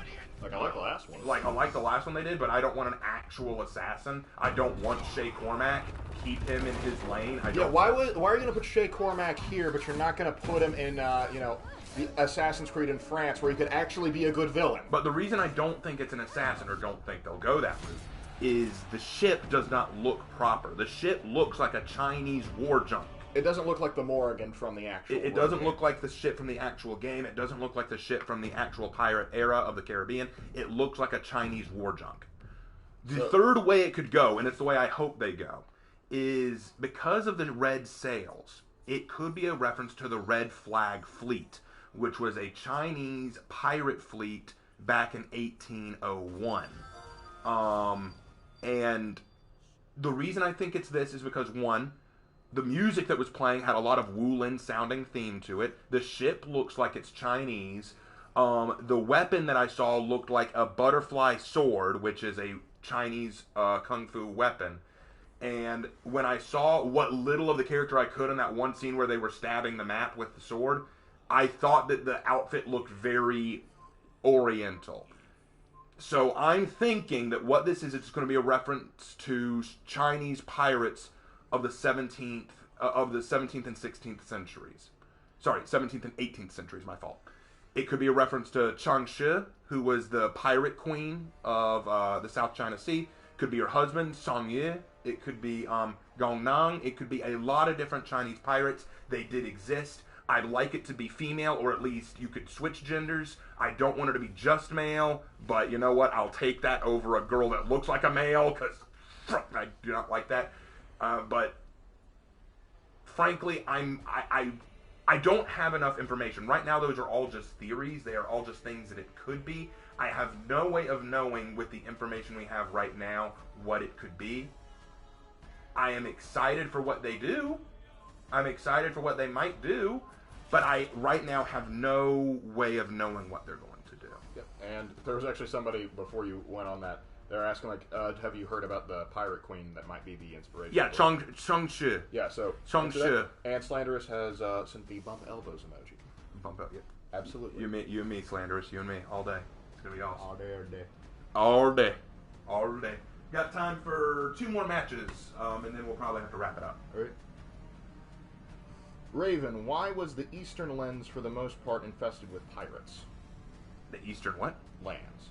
Oh, you mean the China Sea? I guess, the China Sea. Because, okay, I'll tell you why.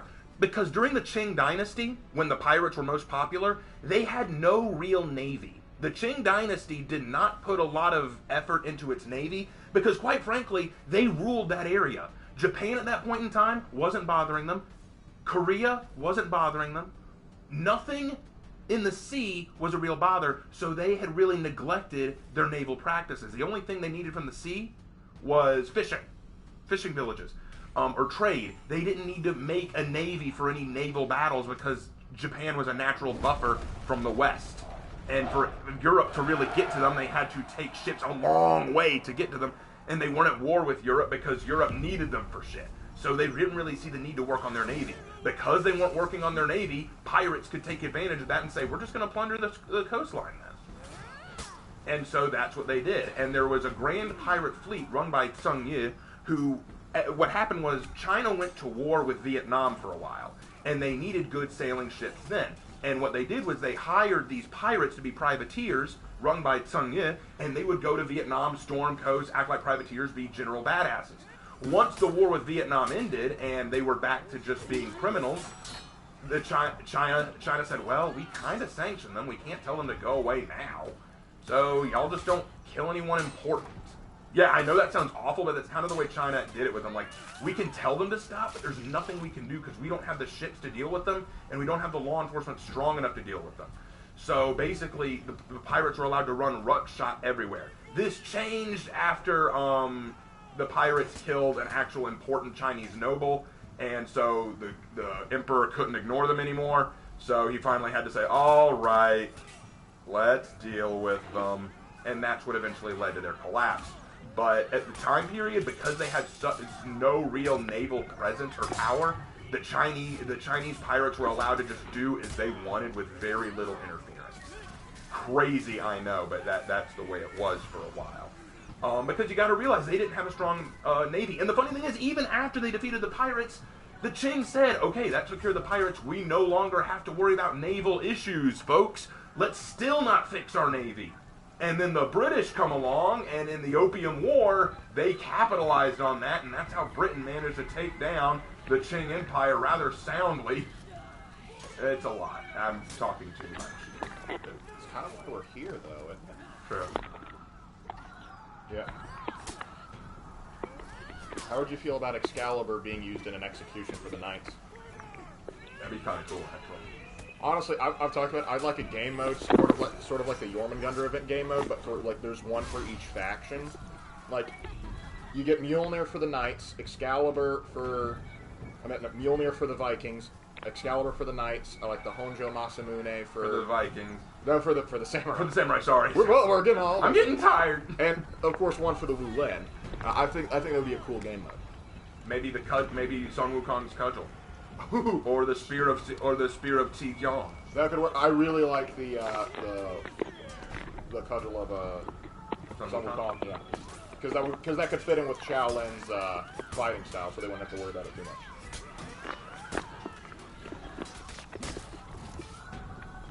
Taco Seller asks, who is your main love interest in Fallout 4, Lark, and Raven? Okay, you first, Lark. Tell them who you usually romance. It depends on which faction I'm going for. You pick two. There are two that you usually pick. Okay, I normally go Piper just because I honestly think she has the best chemistry with the Survivor overall. Mm-hmm. And then if occasionally when I'm going Brotherhood of Steel route, I pick gosh, what's her name? The Irish one? The Irish chick. I can't remember her name for the life of me, but she, I like her story about trying to get clean is interesting. Also, I find her accent charming. But she has a very good, decent affinity with the Brotherhood after she gets clean, so that's sometimes why I do it. But I think Piper overall would be the choice. Mine is Curie. Mine is definitely Curie. Because she's adorable. She's precious. Curie's adorable. She's what happens is you go to this vault, and you find this robot who with this French accent, who's basically been working on a cure for every known disease. You free her, and oh, I'm going the wrong way, aren't I? Whoa, whoa! I thought I was Defender for a second. Hold on, I can fix this. I can fix this. Been there, done that. That's Thanks, Tion D. I appreciate you. Now make up for my idiocy, please. And so she's working on this cure for all diseases, but she wants to go out and learn about the world now because she doesn't know what the world looks like now because she's been locked in this vault this whole time. And so you have to take her out into the world to see it. And as she goes, she realizes, you know what? I'm not going to be able to make any meaningful medical discoveries while I'm a robot because I don't have the human capacity to imagine, to develop, to grow, to learn. I'm just confined to this robot body, so I want to be human. Very much a Pinocchio story. So since synths exist in this world, you find a way to reprogram her into a synth body, which is a very cute body. Let's be real honest. It's a very cute body. And she has that cute French accent. And eventually she starts to develop romantic feelings for you, which she can't understand because she's a robot. And now she's been put in a synth body. But hey, Raven, could you mute one of the guys because they're complaining about the mic gargle? They can't hear us over it. Okay, let me get to a safe zone and I'll mute it. I can't tell whose it is, so I'll just mute everyone. Yeah, good.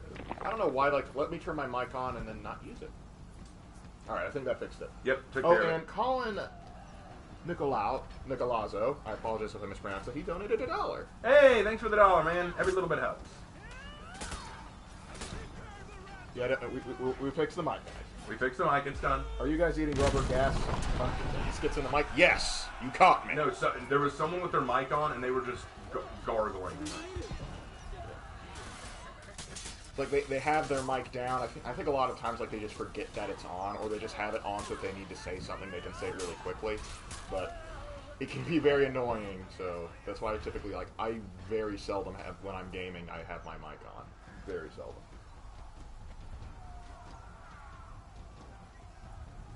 Mal says, oof, I don't know about Curry. Her synth body is made of Sean's DNA, so that's kind of sweet home Alabama. Well, I did tell you, Mal, we are from the South.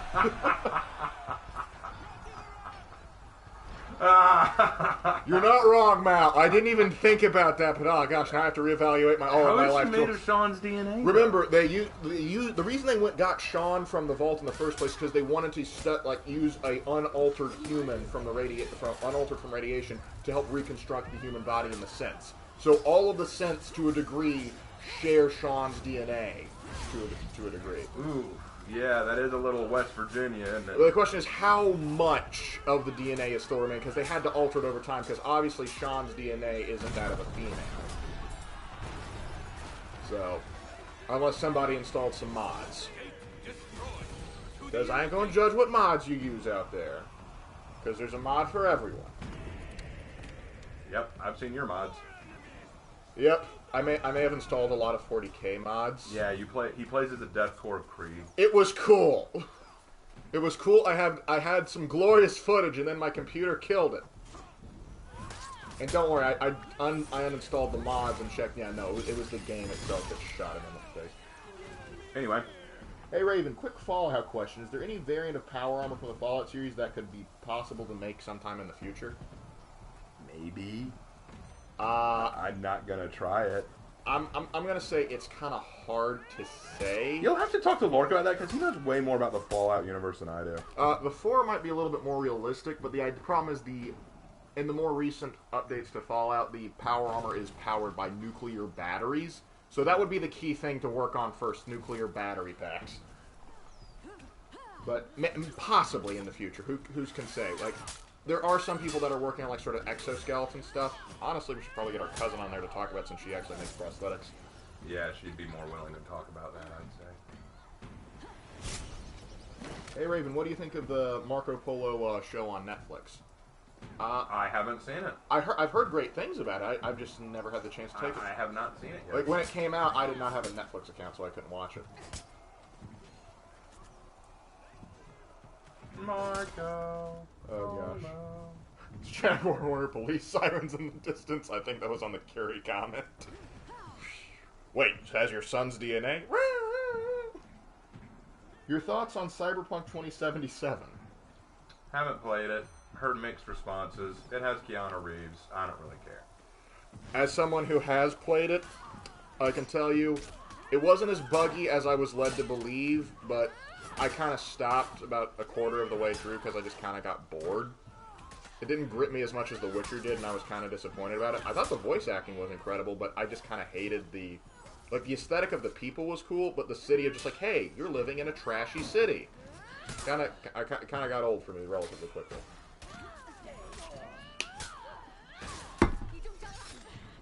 News you got me. Dang it. That was great. Better NCR sirens in the distance. What are they gonna do? What are the NCR The Rangers do? are too tied up to bother with something like that. Anyway. Heck, at this point they're like, heck, as long as we get enough fresh troops, I don't care what happens. Do I need to rant about something tonight? But they will jump on that as soon as you can. Well, I need to think of something to rant about. It's the Imperium of Man. We've already been over this. Oh, hey Raven, Lark, what's your favorite For Honor waifu? I feel like we've... I feel like we have, but not recently. So Yeah, he we might be new. He might be new. All right.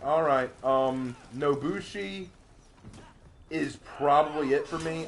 It's kind of a tie between Nobushi and Peacekeeper, but the difference is Peacekeeper will kill me if I don't please her.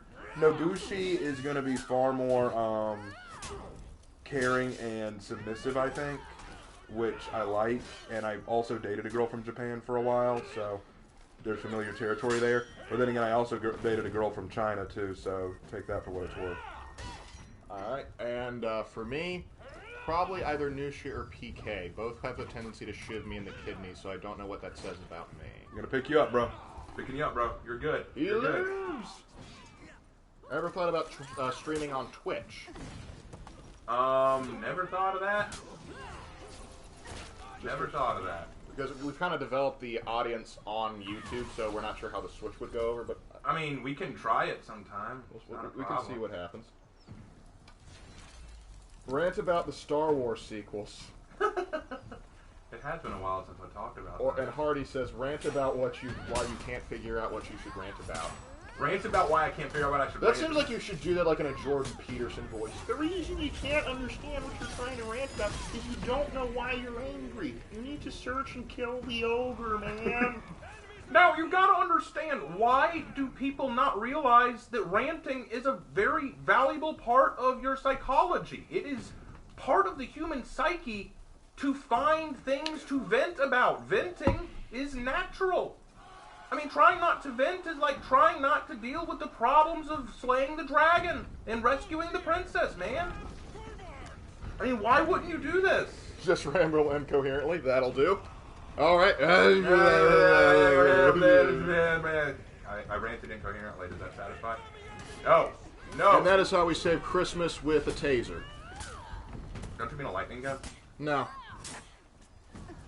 Dang ATF took mine.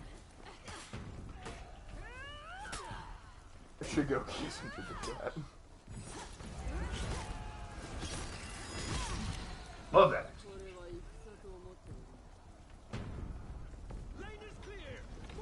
Keep the ram moving. Rant about woke Disney or The Last Dragon. I have not seen The Last Dragon. I have no interest in seeing The Last Dragon because I took one look at it and said, ew. I took one look at The Last Dragon's trailers and I just went, ew, this looks cringe. What's The Last Dragon? It's Raya the Last Dragon. You know, that thing with the Asiatic-looking dragon and the girl in the straw hat. Oh, yeah, that. It just looked cringe. I took one look at that and I went, oh. I've actually have heard a few things about it, and I just kind of was like... it's just meh. There's nothing that really gears me to want to watch it. Even when I saw the trailer, I was just like, it just doesn't appeal to me. It's just not interesting. Disney, to me, has just really just gone so far downhill. Marvel, too. Everything about Marvel and Disney has gone incredibly downhill. And I think that it's indicative of the fact that Disney bought out Marvel. Because, you know, they're both two peas in a pod. We're out of ideas. We don't know what to do, so we're just going to buy everyone else who might have ideas, only to find out that they don't have any new ideas. Well, no, they have new ideas, but the thing is they buy out these new ideas and they go, okay, change it to these same old ideas that everybody hated before. It's like, well, why would you buy this new product to get the fan base in and then hate people when you change it? I will die with honor. And on fire, but hey.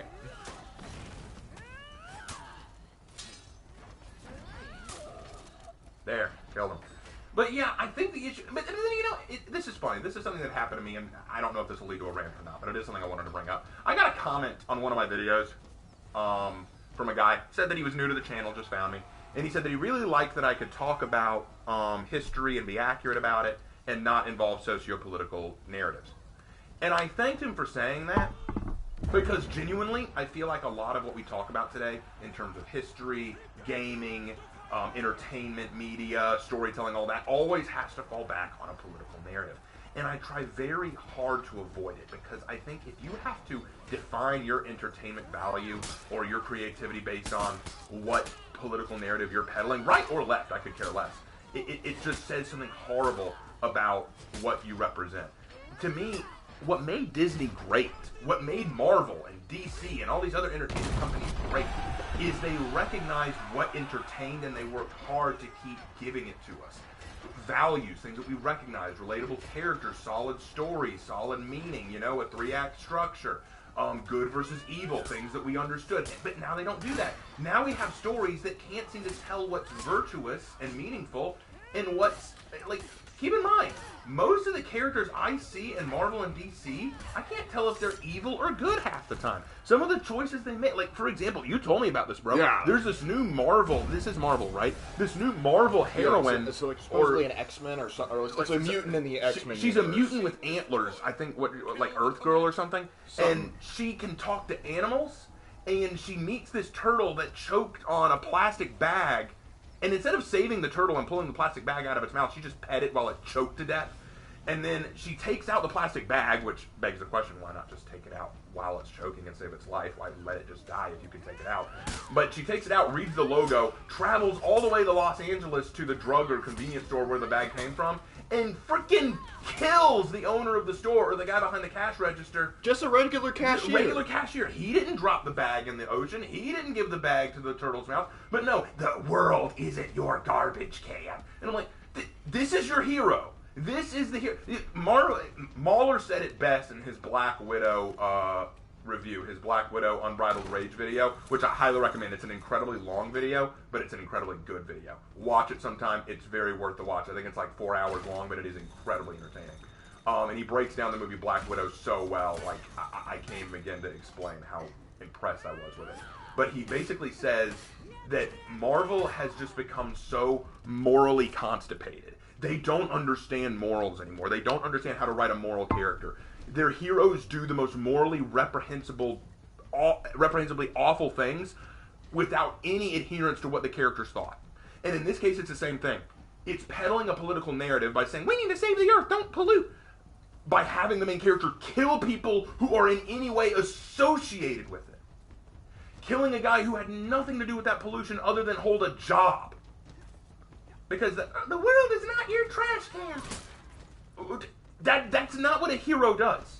That's not morally right. That's not morally sound. I know that morality can be kind of a difficult subject to talk about because morality to many people is subjective, but I think we can all agree there is nothing morally good about finding an honest guy just trying to hold down a job and killing him because he happens to work at a job where he sold products that were put in a bag, that someone took that bag and threw it in the ocean and it killed a sea turtle. At what point does it fall on that person's issue? But it's not just that. It's every hero that I see. It's every character that I see. They try to sell you something that applies to a narrative so that way morality is tossed out the window because you agree with the narrative, and if you agree with the narrative, that means you agree with the morality. That's not how that works. That's never been how that works. That's not the way it was ever meant to work. It's foolhardy. It's ridiculous. And the idea that that's what they peddle astounds me. That's why I try to avoid political conversations like that, because I know that it's going to piss off a lot of people and really hurt the channel. But at the same time, there has to be a point where I say, what the hell am I watching? What the hell am I playing? Like, The Last of Us 2, became such a big deal because of the political bullshit. But my question was, is it a good game or not? And based on what I saw, no, it didn't even look like a good game to warrant it. But you have to like it because it peddles political narratives that we like. That's the code. Marvel. Black Widow. Female main character, literally, female main character, no guys allowed, handles everything herself. Doesn't matter that she kills off hundreds of thousands of prisoners and police officers just doing their job, and she doesn't even bat an eye about it, despite the fact that her whole story is about her making up for the crimes she did in the past as a Black Widow working under a Russian mobster. Never mind that that's a huge part of her character and was very much established. No, never mind that. That's not important. We need to make sure that we're peddling the right political messages, so you can just forgive her for being a complete piece of crap. You can forgive her for doing morally reprehensible things because, well, don't you just like her character, folks? She's a female. We have a female main character. Isn't that just what you all freaking wanted? To me, that is such asinine bullcrap. And Disney's not immune from this either. Several Disney movies and TV shows and things that they peddle lately just get me so riled up because I can't tell if they actually want to peddle this narrative or if they just think audiences like that. And either way, it's atrocious. Either they believe in this narrative, which means that they've abandoned good storytelling, or it means that they think the audience like that, so they think, hey, we'll win you over just by telling you what you want to hear. And it was never about telling the audience what they want to hear. It was challenging an audience to think beyond what they've been taught their whole lives. Using virtues, values, good storytelling, backdrop. Like, for example, one of my favorites, so someone asked me in a previous video, do you like The Hunchback of Notre Dame? Let's talk about The Hunchback of Notre Dame. What did The Hunchback of Notre Dame do as a Disney movie? Not as a play, not as the book by Victor Hugo. What did The Hunchback of Notre Dame teach? It taught obvious things like don't judge a book by its cover, the very obvious stuff. It also taught us the ideals of compassion. It taught us that sometimes girls can be just as strong as men, because Esmeralda was kind of a badass, let's be real honest. It also had some interesting Christian themes about how God loves everyone, not just the pious, but even the outcast, which I thought was incredibly good. One of my favorite Disney songs of all time was God Help the Outcast. Literally fantastic song. Love that song. It taught the idea that sin can corrupt anyone. It taught the idea that help can come from unlikely places. It taught the fact that even a soldier can put down the sword and recognize good and evil, that they don't always have to follow orders directly. There are lots of things you can take from The Hunchback of Notre Dame, but it did it through teaching values. It did it through entertainment. It didn't have to force a political or social narrative on us. It taught it by saying, hey, let's really explore the human spirit. Let's explore the human identity. Let's explore it through good storytelling, good animation, things that kids and adults can appreciate. Now they can't even do that. They have to say, what can we do that pushes a narrative that we think people will go, good job, yay. No, we're not trained seals meant to clap and bark when you throw us a fish. We are thinking intellectuals who want to learn and grow based on what you show us. Or at least a majority of us are. I know that there are some people who will always clap. There are some people who will always just clap. And they think that those are the people that will save them. I've said this before and I'll say it 100 times. The reason Disney bought Star Wars and bought Marvel and bought The Simpsons and bought the National Geographic and all these other things, the reason they bought all these is because they want to win over the fans of that property. They said, hey, Star Wars has a large fan base, let's buy Star Wars. Marvel has a large fan base, let's buy Marvel. Let's buy these things because they want their fans, okay? Congratulations, you got their fans. And the fans look at Disney and say, okay, you got us now. What are you going to do with our beloved property? What are you going to do with this thing that we love and appreciate? We are going to character assassinate most of your favorite characters. We're going to change them up to be the way we want them, not the way you want them. And we're going to do it in the name of addressing a different demographic from you. And if you dare to say, well, this isn't what we wanted, this is actually kind of damaging the characters that we love, well, then you're just a racist, sexist, xenophobic, homophobic bigot, and you deserve to die. Wait, I thought you bought this product for our benefit. Now, see, we said that to excuse why we bought it, but what we're really going to do is we think we can build a totally new fan base. The Star Wars fan base, but a bunch of bigots who can't stand a female character. That was totally what was wrong with Rey. All the Marvel fans just can't hand female or gay or black characters. Y'all just can't stand it. Y'all just can't handle it. But you bought it for us. If you treat the characters well and treat the story well, then we're going to watch it. But you didn't.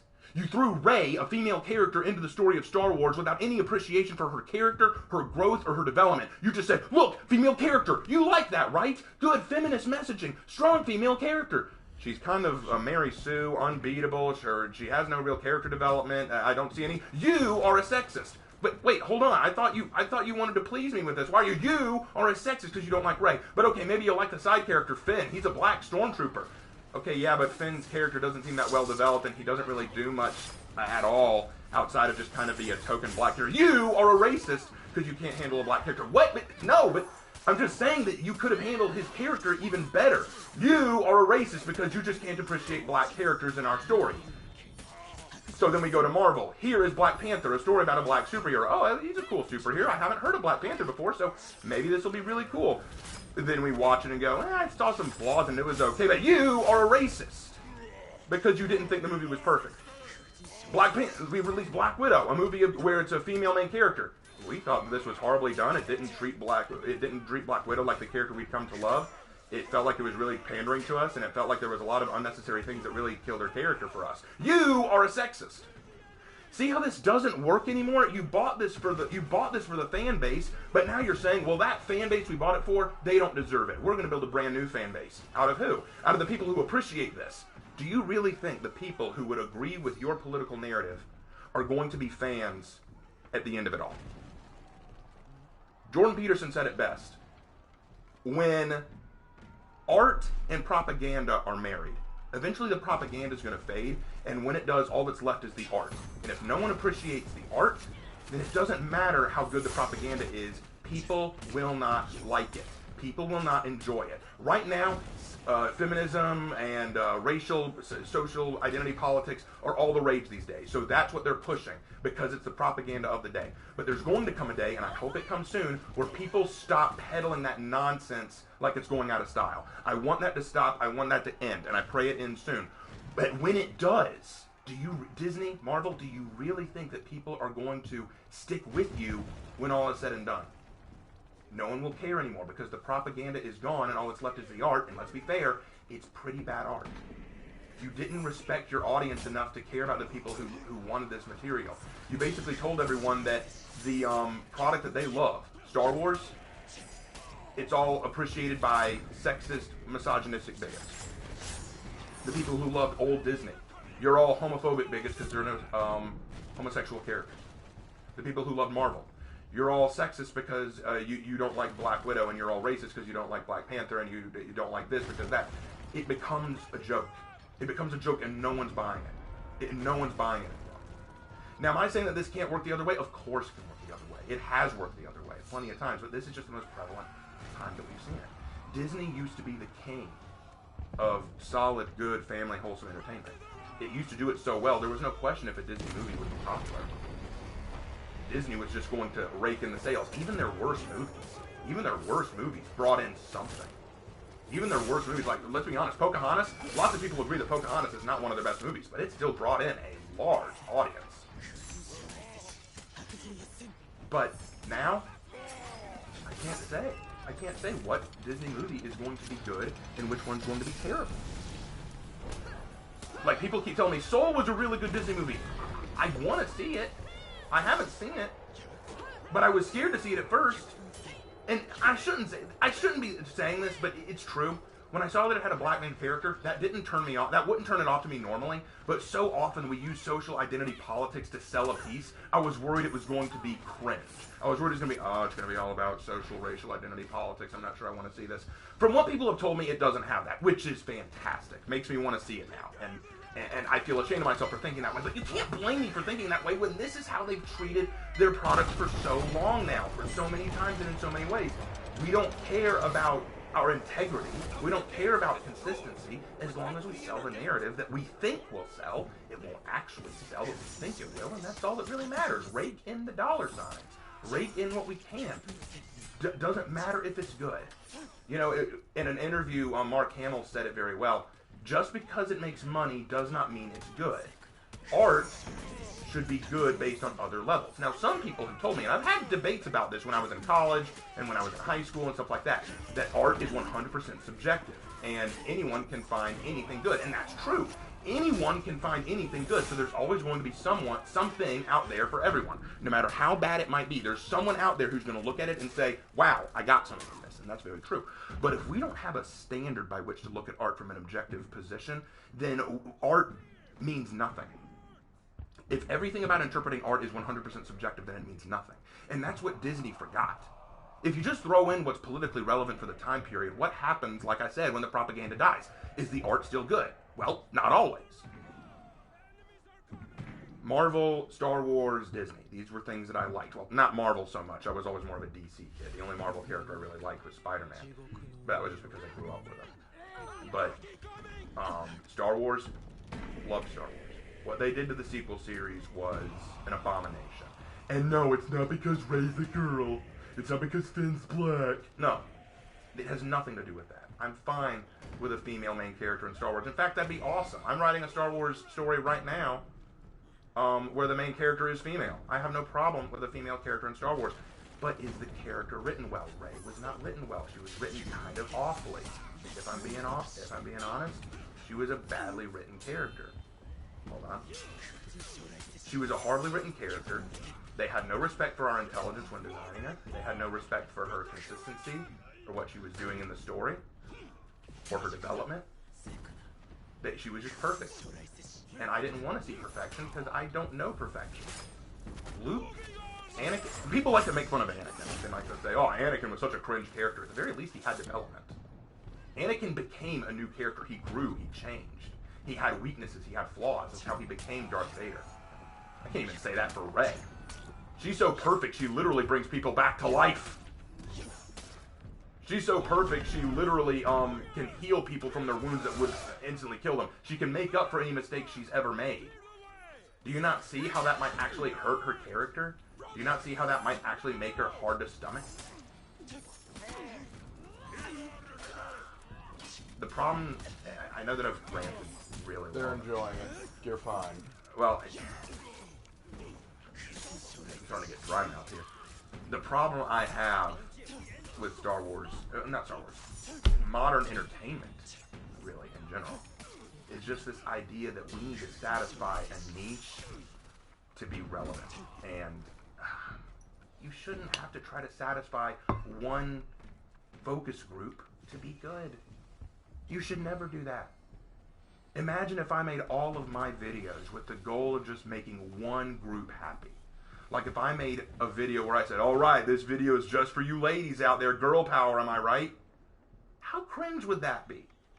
Or if I did a whole video where I said, okay, this is for my black audience members, this is just for you guys. How cringe would that be? In my opinion, that would be incredibly insulting. That would be incredibly insulting that I have to take time out of my day to address you. To just address you. Not because of anything you've done. Or what interests you. Or what interests you, but because of what skin color you are. Doesn't that... Maybe I'm the crazy one, but I feel I would be insulted. Like, hey man, we've dedicated this whole month just to you. Oh, really? Oh, what'd I do? Oh, you were born white. What? I don't understand. It's the same thing. If I were born black, we've dedicated a whole month just to you. Really? What did I do to earn that? Oh, you were born black, but I didn't really do anything for that. I was just born that way. Doesn't matter. It's special. How is it more special? And isn't that racist just even implying that? No, because it's impossible the other way around. Here, we're going to make... This movie has to be great. Why? Because I'm a good actor? No, it's because you're a woman. It's because you're a woman, and women actors are all the rage. We need really fun women actors, because everyone loves women actors. Well, that's not really true. I thought it was just because I was a good actress, and nope, it's because you're a woman. That's all that matters. Well, that's not something I can control. True, but it's still special, and people will come just for that. Well, that makes me feel really bad about myself. That makes me feel really bad about my acting skill. Nobody likes me because I'm a good actor. They just like me because I have a vagina. No one likes me because I'm a good athlete. They like me because I'm black. No one likes me because I'm good at anything. It's just because I meet a demographic. To me, that's insulting. Humanity's more than that. It's more than your race. It's more than your skin color. It's more than your income. What makes you human?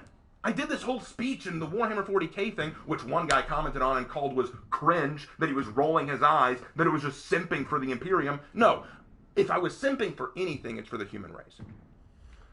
We as humans have this real bad habit of dividing ourselves based on race and gender. And yes, I know historically we've done that. I know it's a historical thing. I'm not excusing it. I'm just saying I recognize it. But the idea that we as a species like to divide ourselves like that, it's just as reprehensible if someone said I'm giving you reparations because you're white or because I'm black. It's just as reprehensible to me. We are all human. We are all people. We are all bound. We are all creations of our God. It doesn't matter what race or gender you are. It shouldn't matter. And the fact that we make media to reflect this divide is appalling. Is it not insulting? Are you not insulted by that? That's what I tell people. I said this in high school. We were talking about Black History Month and all that stuff. Are you not insulted? That they think you're so weak, you need a month just to feel validated? You're not validated based on what you do or what you contribute, just based on, you were born this way. It's despicable. Let your actions speak for you. Be they good or evil. Let your actions speak for you. Hitler wasn't evil because he was white. He was evil because he did evil things. Martin Luther King Jr. wasn't a great man because he was black. He was a great man because he did great things. Alexander the Great wasn't great because he was a white Greek man, but because he did amazing things. I don't celebrate these people because of their race or gender. I celebrate them because they do great things. I study history because I want to learn about the great deeds of history. When people say, oh, this gets me riled up, when people say that history is just about white Western imperialism, you want blistering fury. That's blistering fury right there. I get so mind-breakingly angry. Do you not understand a thing about our history? Do you not understand that just because you're born from a certain culture or group doesn't mean you can't contribute something amazing to the world? There have been great Asian people, black people, Hispanic people, and white people in history. There have been great men and women in history. There have been great gay people in history. There have been great all kinds of people, but you know what they all have in common? You know what the single word is that defines all of them together? People. Humans. And Disney, who used to appeal to every demographic, not because they represented them in their movies, but because they represented the human ideal in all of us. Human ideas of virtue, love, compassion, virtue. Virtues that we could all recognize and agree upon regardless of political position, regardless of race, regardless of gender, all of it. Every last bit of it we could all look at and say, yes, this is the human condition, this is who we are as humans, this is what we recognize. Not perfection. No, we have flaws. That's one of the things I like about the Imperium of Man, believe it or not. The flaws are there, and we see the flaws truly highlighted. But despite the flaws, there's still altruism. There are still moments and pockets of goodness, even in the darkness. And in a time period like this, where things are very uncertain, where we're still dealing with this COVID bullshit, where we're dealing with division in politics and racial and gender divides, there are still moments of goodwill and kindness between us, and that's why I love Christmas, because we can focus on these things. Why can't we recognize that as humans, we're not that different? We're not that different. Disney seems to have forgotten that. I don't relate to the Hunchback of Notre Dame or to Belle or to all these other Disney characters because they're my race or my gender. Belle's not my gender. But I still relate to her to some degree. I related to Tiana from The Princess and the Frog, but she's not my race or gender. But I know what it's like to have a dream, work hard for something, and have it all fall out from under you. Oh, Lord, do I know that feeling. That's a rough feeling.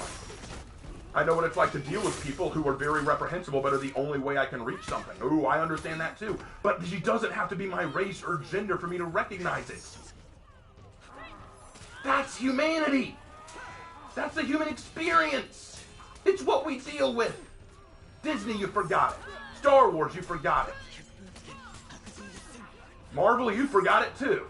But to be fair, I wasn't always a fan of Marvel, so I can't say I'm betrayed by you.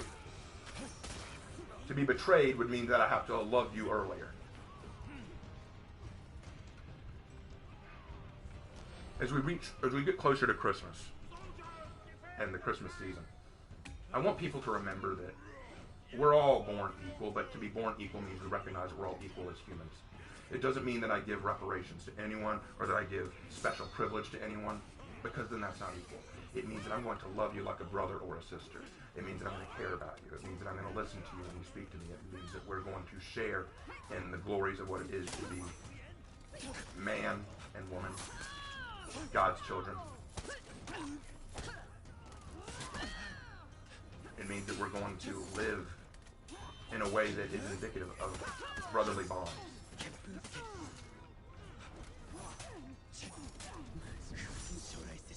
I'm not going to treat you differently for who or what you are. I'm not going to treat you differently for how you identify. for what your skin color is, for what country you came from, for what gender you are. Genuinely, I don't care about any of that. I can't care about it. Because I just see you as a human. And because you are human, you deserve some degree of my respect. Now, I want you to respect me too, and if you don't show me respect, you may lose my respect. But just being human means that I already give you the courtesy of love. Because that's what Jesus told me to do. To love my enemies as myself. To love the believers and the non-believers. Regardless of who they are, where they came from, what they believe, what they practice. I may not have to agree with everything you say or do, but I can still love you. You don't even have to be Christian. I still care. I have lots of friends who aren't Christian. I still care about them. But Disney used to understand that. Lots of media used to understand that. Christmas didn't used to be a divisive holiday, but now it is. America didn't used to be such a divisive country. Now it is. Well, to be fair, it was always somewhat divisive. Yep. There was always something going on in America like this. And in fact, this isn't the worst we've ever seen America go through. But point being, I know that the original question here was to rant about what Disney has become and what Star Wars has become. And I think I did that. But the further point that I want to make is the reason they fall into grace is because of a larger issue. It's become this idea that we can't be entertained by things that we can't relate to. And if that isn't the most divisive thing I've ever heard.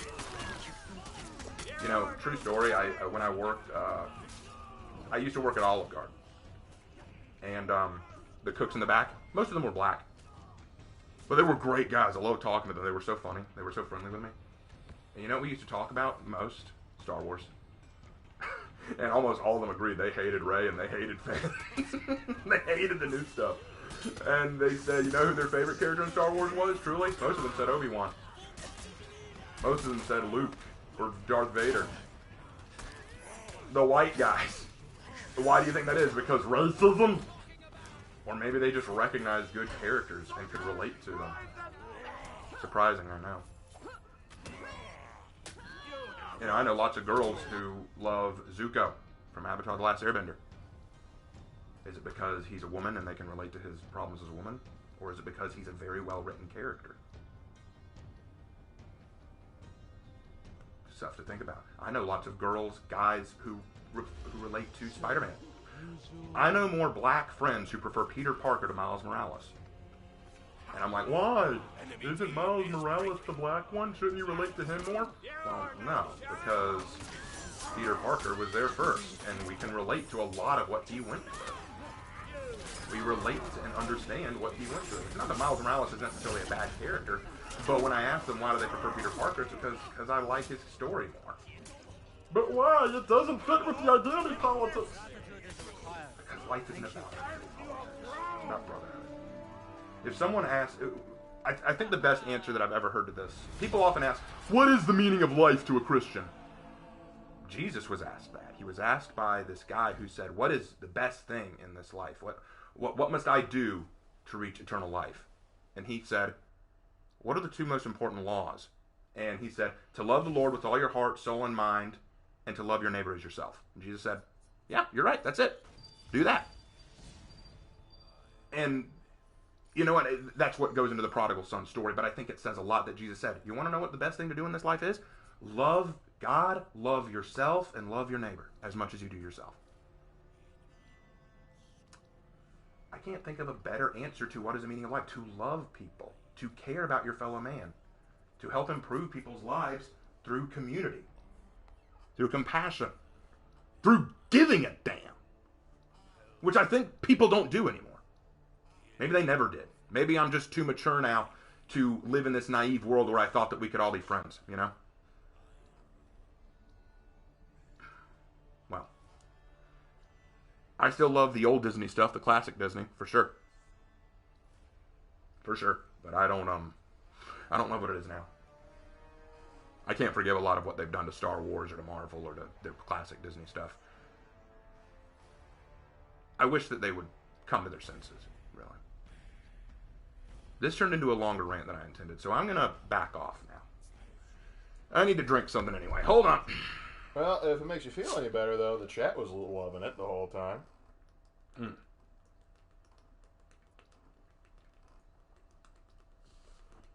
All right. I needed that. But yeah, people came in mid rant. They're going, "Whoa, what's going on here?" But yeah, you never know what's going to happen with a Raven rant, and that's the best part of them. Well, that I don't know where that came from. That just came. I was just going to rant about Star Wars for a minute, but then the rest of that just kind of snuck out of me. Sometimes it just flows naturally, my friend. It just snuck out of my mouth. Lord Raven, Leggett Lark, do you ever wonder why we're here? You know, Caboose, I used to not care. Or, I'm being told that it's on copyright grounds. Sorry, I can't tell you. I feel a little out of breath. Well, you were going for quite some time. I was actually quite impressed. I was about to say, man, he could go become a senator and start filibustering. That was great. Just grab my body mid-roll, drag me in front of Congress. As Congress is leaving in session, like he's still going. I just strapping him up, just put him on like a dolly and just start rolling. If only I'd done that whole speech as Jordan Peterson. Oh gosh, do a full Kermit the Frog. I'm sure Jordan Peterson would have heard that and said, "You missed a lot of good points." He's going, "You really needed to calm down there, son." Man, I go on long rants and even I'm concerned. You didn't slay the dragon, you tried to ride it. You didn't slay the dragon, you tried to ride it, and everyone knows you don't ride a dragon until you tame it, but that's also another animated movie. On another topic. Why do I sound like Shaggy from Scooby-Doo? Yeah, you're splitting your impressions. But one guy said, he's been asking this for a while, but you were in the rant, so I didn't Okay, stop what's the you. question? But he's like, why does the Warden, the Master of the Longsword, only know 7 moves related to longsword techniques? Because when Warden was released, he was a new character, and they still weren't 100% sure what they wanted to do with him. Yeah. And because, keep in mind, they have to try and mesh all of the moves with other things, and so, maybe later on they might be able to include some more moves, or, heck, they might make another longsword-style hero that uses some different moves. Hard to know. Yeah, also I should mention Disney Plus entered the comment section a while back, bribing people. It's like, all right, $10,000 if you guys clear out so you don't hear this. Sorry, Disney Plus. I spit facts. You have no power here. Until you get to YouTube's legal team. I'm sure someone went into the chat at some point and said, "This is a For Honor video. Where did this come from?" I mean, there were a few people who were like, okay, what's going on? I was just other types like, he's in mid-rant. Enjoy. He's just in mid-rant. If you don't like that, get the hell out. Okay, I apologize. I probably should have cut that off a little earlier. Well, somebody actually said if I knew how to clip this, I would. I think a lot of people actually like what you had to say. I hope so. I'll reread the chat later. All right. Do you go for function or fashion when choosing gear? Usually fashion, actually. I usually like the fashion, and then I'll adjust for gear. So, if I get a piece of gear that's better, I will edit it to look like the gear that's more fashionable. Yeah. So, for this isn't the best look. This isn't the best gear for Centurion. It doesn't have the best stats, but I like it the best. So because it's got the drip, my friend. Yep. Let's get a few more questions, then I need to call it, because it's almost 11. I like this. Raven was 100% the guy that showed up every other school presenter. And that kind of runs in the family, actually. What do you mean? When it was presentation day, it's everybody go before Raven and Lark because they will upstage all of you. Yeah, that's actually true. Usually we were asked to go last in presentations. It depends on the class. For history, very much so. Language arts, definitely for you. In college, that became even worse. Literally.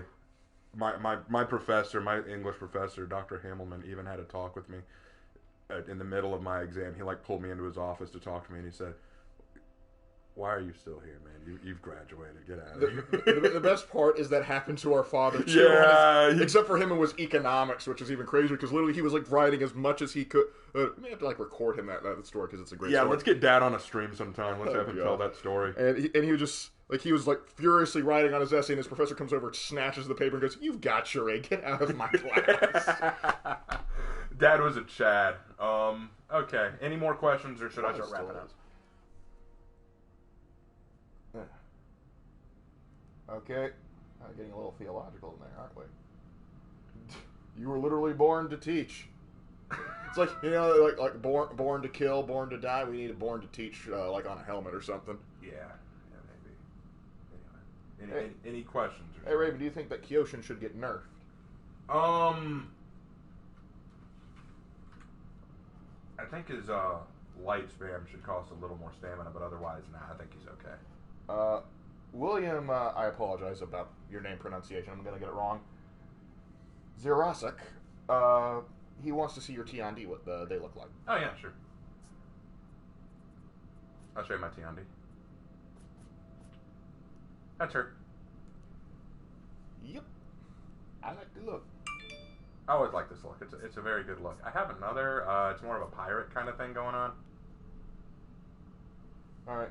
Guy Strachan says, just want to say that I think you're 10 times better than Go-Go Danny. He comes off as very negative and doesn't stop talking about why he hates reused assets. You're always more positive. Well, I've found that if you're negative about everything you have in a game, you're never going to be happy. And our dad taught us very early on, don't complain about everything. You know, if you're not happy with the way something is, do something about it, or just don't bother complaining. So, because if you complain, you're just walking through life miserable. Instead, be positive. Because if you're positive about things, and you'll be able to find the better things in something, and therefore make yourself happy, and other people want to be around you. How many of you guys, like genuinely in chat, this is a question I'd love to ask you and to consider. How many times have you walked through life and just seen somebody who was just like really depressed all the time? It's always about, everything's bad for me. I don't like what's going on. I don't like this place. I'm never happy. Did you not make fun of me earlier this morning? Yeah, I was kind of making fun of you for that. It's like, why, like, don't walk around so pessimistic, because no one wants to be around you. You don't want to be around that guy. As Dad would say, nobody loves you. Nobody loves you. Everybody hates you. You're just going to go to the garden and eat worms. Because that's all you'll get to do. No one's going to want to help you out if all you do is act pessimistic. I could be very pessimistic about my current situation. I choose not to be. I could be very pessimistic about the fact that we haven't seen much of the new hero, and a lot of people are split about what they want to see. Yeah. I'm not going to be. Moral of the story, don't be a glass half empty kind of guy. Find the guy who's been drinking out of your glass and punch him in the face. Yeah, exactly. All right, any more questions, or can I go? William was just saying that he liked the T-on-D. So oh, cool. Glad you liked the T-on-D. Good T-on-D drip. Grimlock says this was a fun stream. Thank you, Grimlock. All right. Any questions? Where did he say that his dad told him no one loved him? No. Whenever we would... okay, so the story behind what our dad said. Whenever me and my brother, which are going, oh, nothing's good, we're so unhappy, Dad would just go, nobody loves you, everybody hates you, now go to the garden and eat worms. The reason he said that is because it's so silly it would make us laugh, so it was there to cheer us up. But it was also to point out, if that's the way you're going to act, go out into the garden and eat worms to spend your time, because no one wants to be around you when you want to act like this. When you want to act like a complete negative, when you want to act like a pessimist, no one wants to be around you. So he would say that little jingle to us, although he'd sing it. He'd go, nobody loves you, everybody hates you, you're going to the garden to eat worms. He'd always say, and it would make us laugh because we were kids. But it was a reminder. It was a reminder, don't be a pessimist. Get over yourself. You can choose to be pessimistic or you can choose to be happy. Genuinely, when our grandfather died, Dad's dad, yeah, that was the only time I've ever seen the man cry. That was the only time I've ever seen the man cry. But he cried for like 1 hour and then he was done. Like he was over it after. And that's not to say like bottle up your feelings or anything, but the thing is like he knew how to. He knew the time and place. He knew how to control his emotions. Correct, and we've had to learn that. It's something that we've had to sort of. We still struggle with it to a degree. The man's a master. It's hard sometimes. But just to put it he said a lot of things to us in tongue in cheek. Like he would constantly call us worthless and weak, and those were our good points. But that was just to make us laugh because we knew he didn't mean it. Yeah, he just liked to mess with us. Like it was also great when he would also come to us and like we'd come over to him like with an injury or something. Like Dad, do you think this is going to be okay? And he goes, it'll get better before you get married. One time he used to say that when I injured myself after a fight, I told him about it and he said, you'll live. It's just like one of those things. Or he'll say, we'll just have to amputate. You'll forget all about it. Or if we tried to fake 6, like, it seems you have yellow yin yang and jungle rock. Yeah, he's the kind of guy who, we need to get him on a stream sometime. Sometime when mom or dad are visiting, I'm going to say, we're just going to have a 1 hour stream where they can tell you all kinds of horror stories about us. Actually, maybe not all of those, because we may have to just like have a list. These are things you're not allowed to talk about. Which then, well, we got to be careful with it, because they'll go, oh, list of things to talk about. Got it. We'll warn y'all before that happens. Maybe that could be a good 20,000 subscriber milestone. What Christian denomination are you a part of? We are both Southern Baptist. Yeah, we attend a non-denominational church, but as the Babylon Bee will tell you, that is just Southern Baptist in disguise. Yeah, so we are Southern Baptist. We are very much aligned with that. Anyway, any last questions before I sign off? Mm-hmm. Because we've been at this for a while. Okay, Jaguar's asking about like writing a character with some sort of mental deficiencies like autism, but they don't want to come off like High Guardian Spice or anything like that. That's tricky. Writing a character with mental deficiencies, it depends on what level of mental deficiency you're going for, and what you want them to do in the story. Again, treat them like any other character, but consider the mental deficiency. If you haven't met someone with this mental deficiency, research how they act, maybe watch videos or footage of the way they act. Get a general idea in your head about what you should expect from them. That would be my best advice. That's not an easy thing to do. I've dealt with a lot of people with mental deficiencies like Asperger's or basic, Alzheimer's, not Alzheimer's, sorry. Autism? Autism, sorry. I don't know why that word was escaping me. Autism, high functioning and low functioning. I met a guy who had schizophrenia. I've met lots of people with various different mental deficiencies. But they're still just people. And so you need to remember that. Don't try to say, okay, I've got to write a crazy person. Because that's not what they are. They're not crazy. Their mind just does not work the way a normal mind is meant to. And because of that, they may act a little different. Doesn't mean they're stupid. Doesn't mean they're dumb. It just means they're different.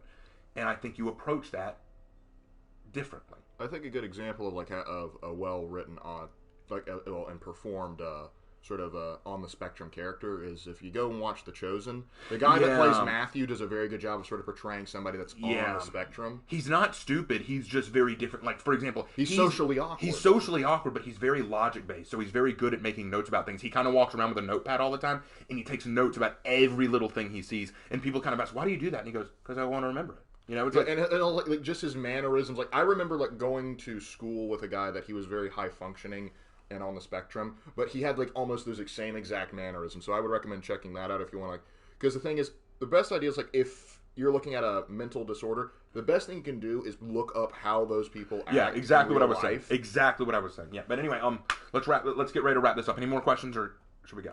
I don't think there's any more questions that are just dying to be answered. Just this red hot second. Okay, then let's go ahead and wrap this up. Okay, guys, so you've noticed that I've been hanging on this picture of Highlander for a while. That's because I am currently working on the story for Aran the Ashen, who is the next lore character that I'm going to be talking about. He is a Highlander, and you're looking at him right now. That's what he's going to look like. I plan to work on that soon. Now, thank you guys so much for watching. I really appreciate the time. More than anything, I appreciate y'all dealing with my very crappy gameplay and yet still staying with me to hear me rant. Go on a very long tangent. It was insane. I kind of regret going that long, but I don't. I'm kind of glad that we got to do it. It's been a while since I've had a good rant. Here's what's going to happen soon. My mom and dad are performing in a play at our home church back in our hometown. So on Sunday, we are driving over to see it. We're going to spend the night, and then we're going to drive back Monday, which means that I will not be back until about Monday evening. And I usually release an update video on Monday morning at 10 o'clock, our time. For that reason, I'm going to put together the update video tomorrow and schedule it for Monday. I just won't be there to watch it with you guys, okay? So so I will still have an update video. It's just not gonna have me there watching it with y'all to answer questions. So look forward to that. That is coming. I'm going to be working on a new Death Diary soon. Also going to be working on the next Fantastical History about the Skaven. I know y'all are excited about that. And looking at the poll for the next Heroes in History, it's going to be Nucia. So I'll be doing my research on that. I think I'm going to have fun with that one. It's going to be a little tricky because what she's based on is going to be tricky to research, but I am looking forward to it. And as for the new hero, I've told y'all my theories about it. I stand by what I want it to be. I want it to be a Woolen pirate based on Cheng-Shi. That would be ideal for me. But whatever it is, I'm going to be optimistic. I'm going to be glad that we have a new hero on the way. I'm going to be glad that we're having a new season coming. It's going to be awesome. I'm looking forward to what's coming. We need to be happy that this game is alive and well, despite what people have said about it. I urge y'all to be optimistic. I urge y'all to be happy. I urge y'all to not be pessimists. We're going to make it through all this. I hope that you all have a great rest of your weekend. If I don't release a video before then, I hope I will, but we'll see.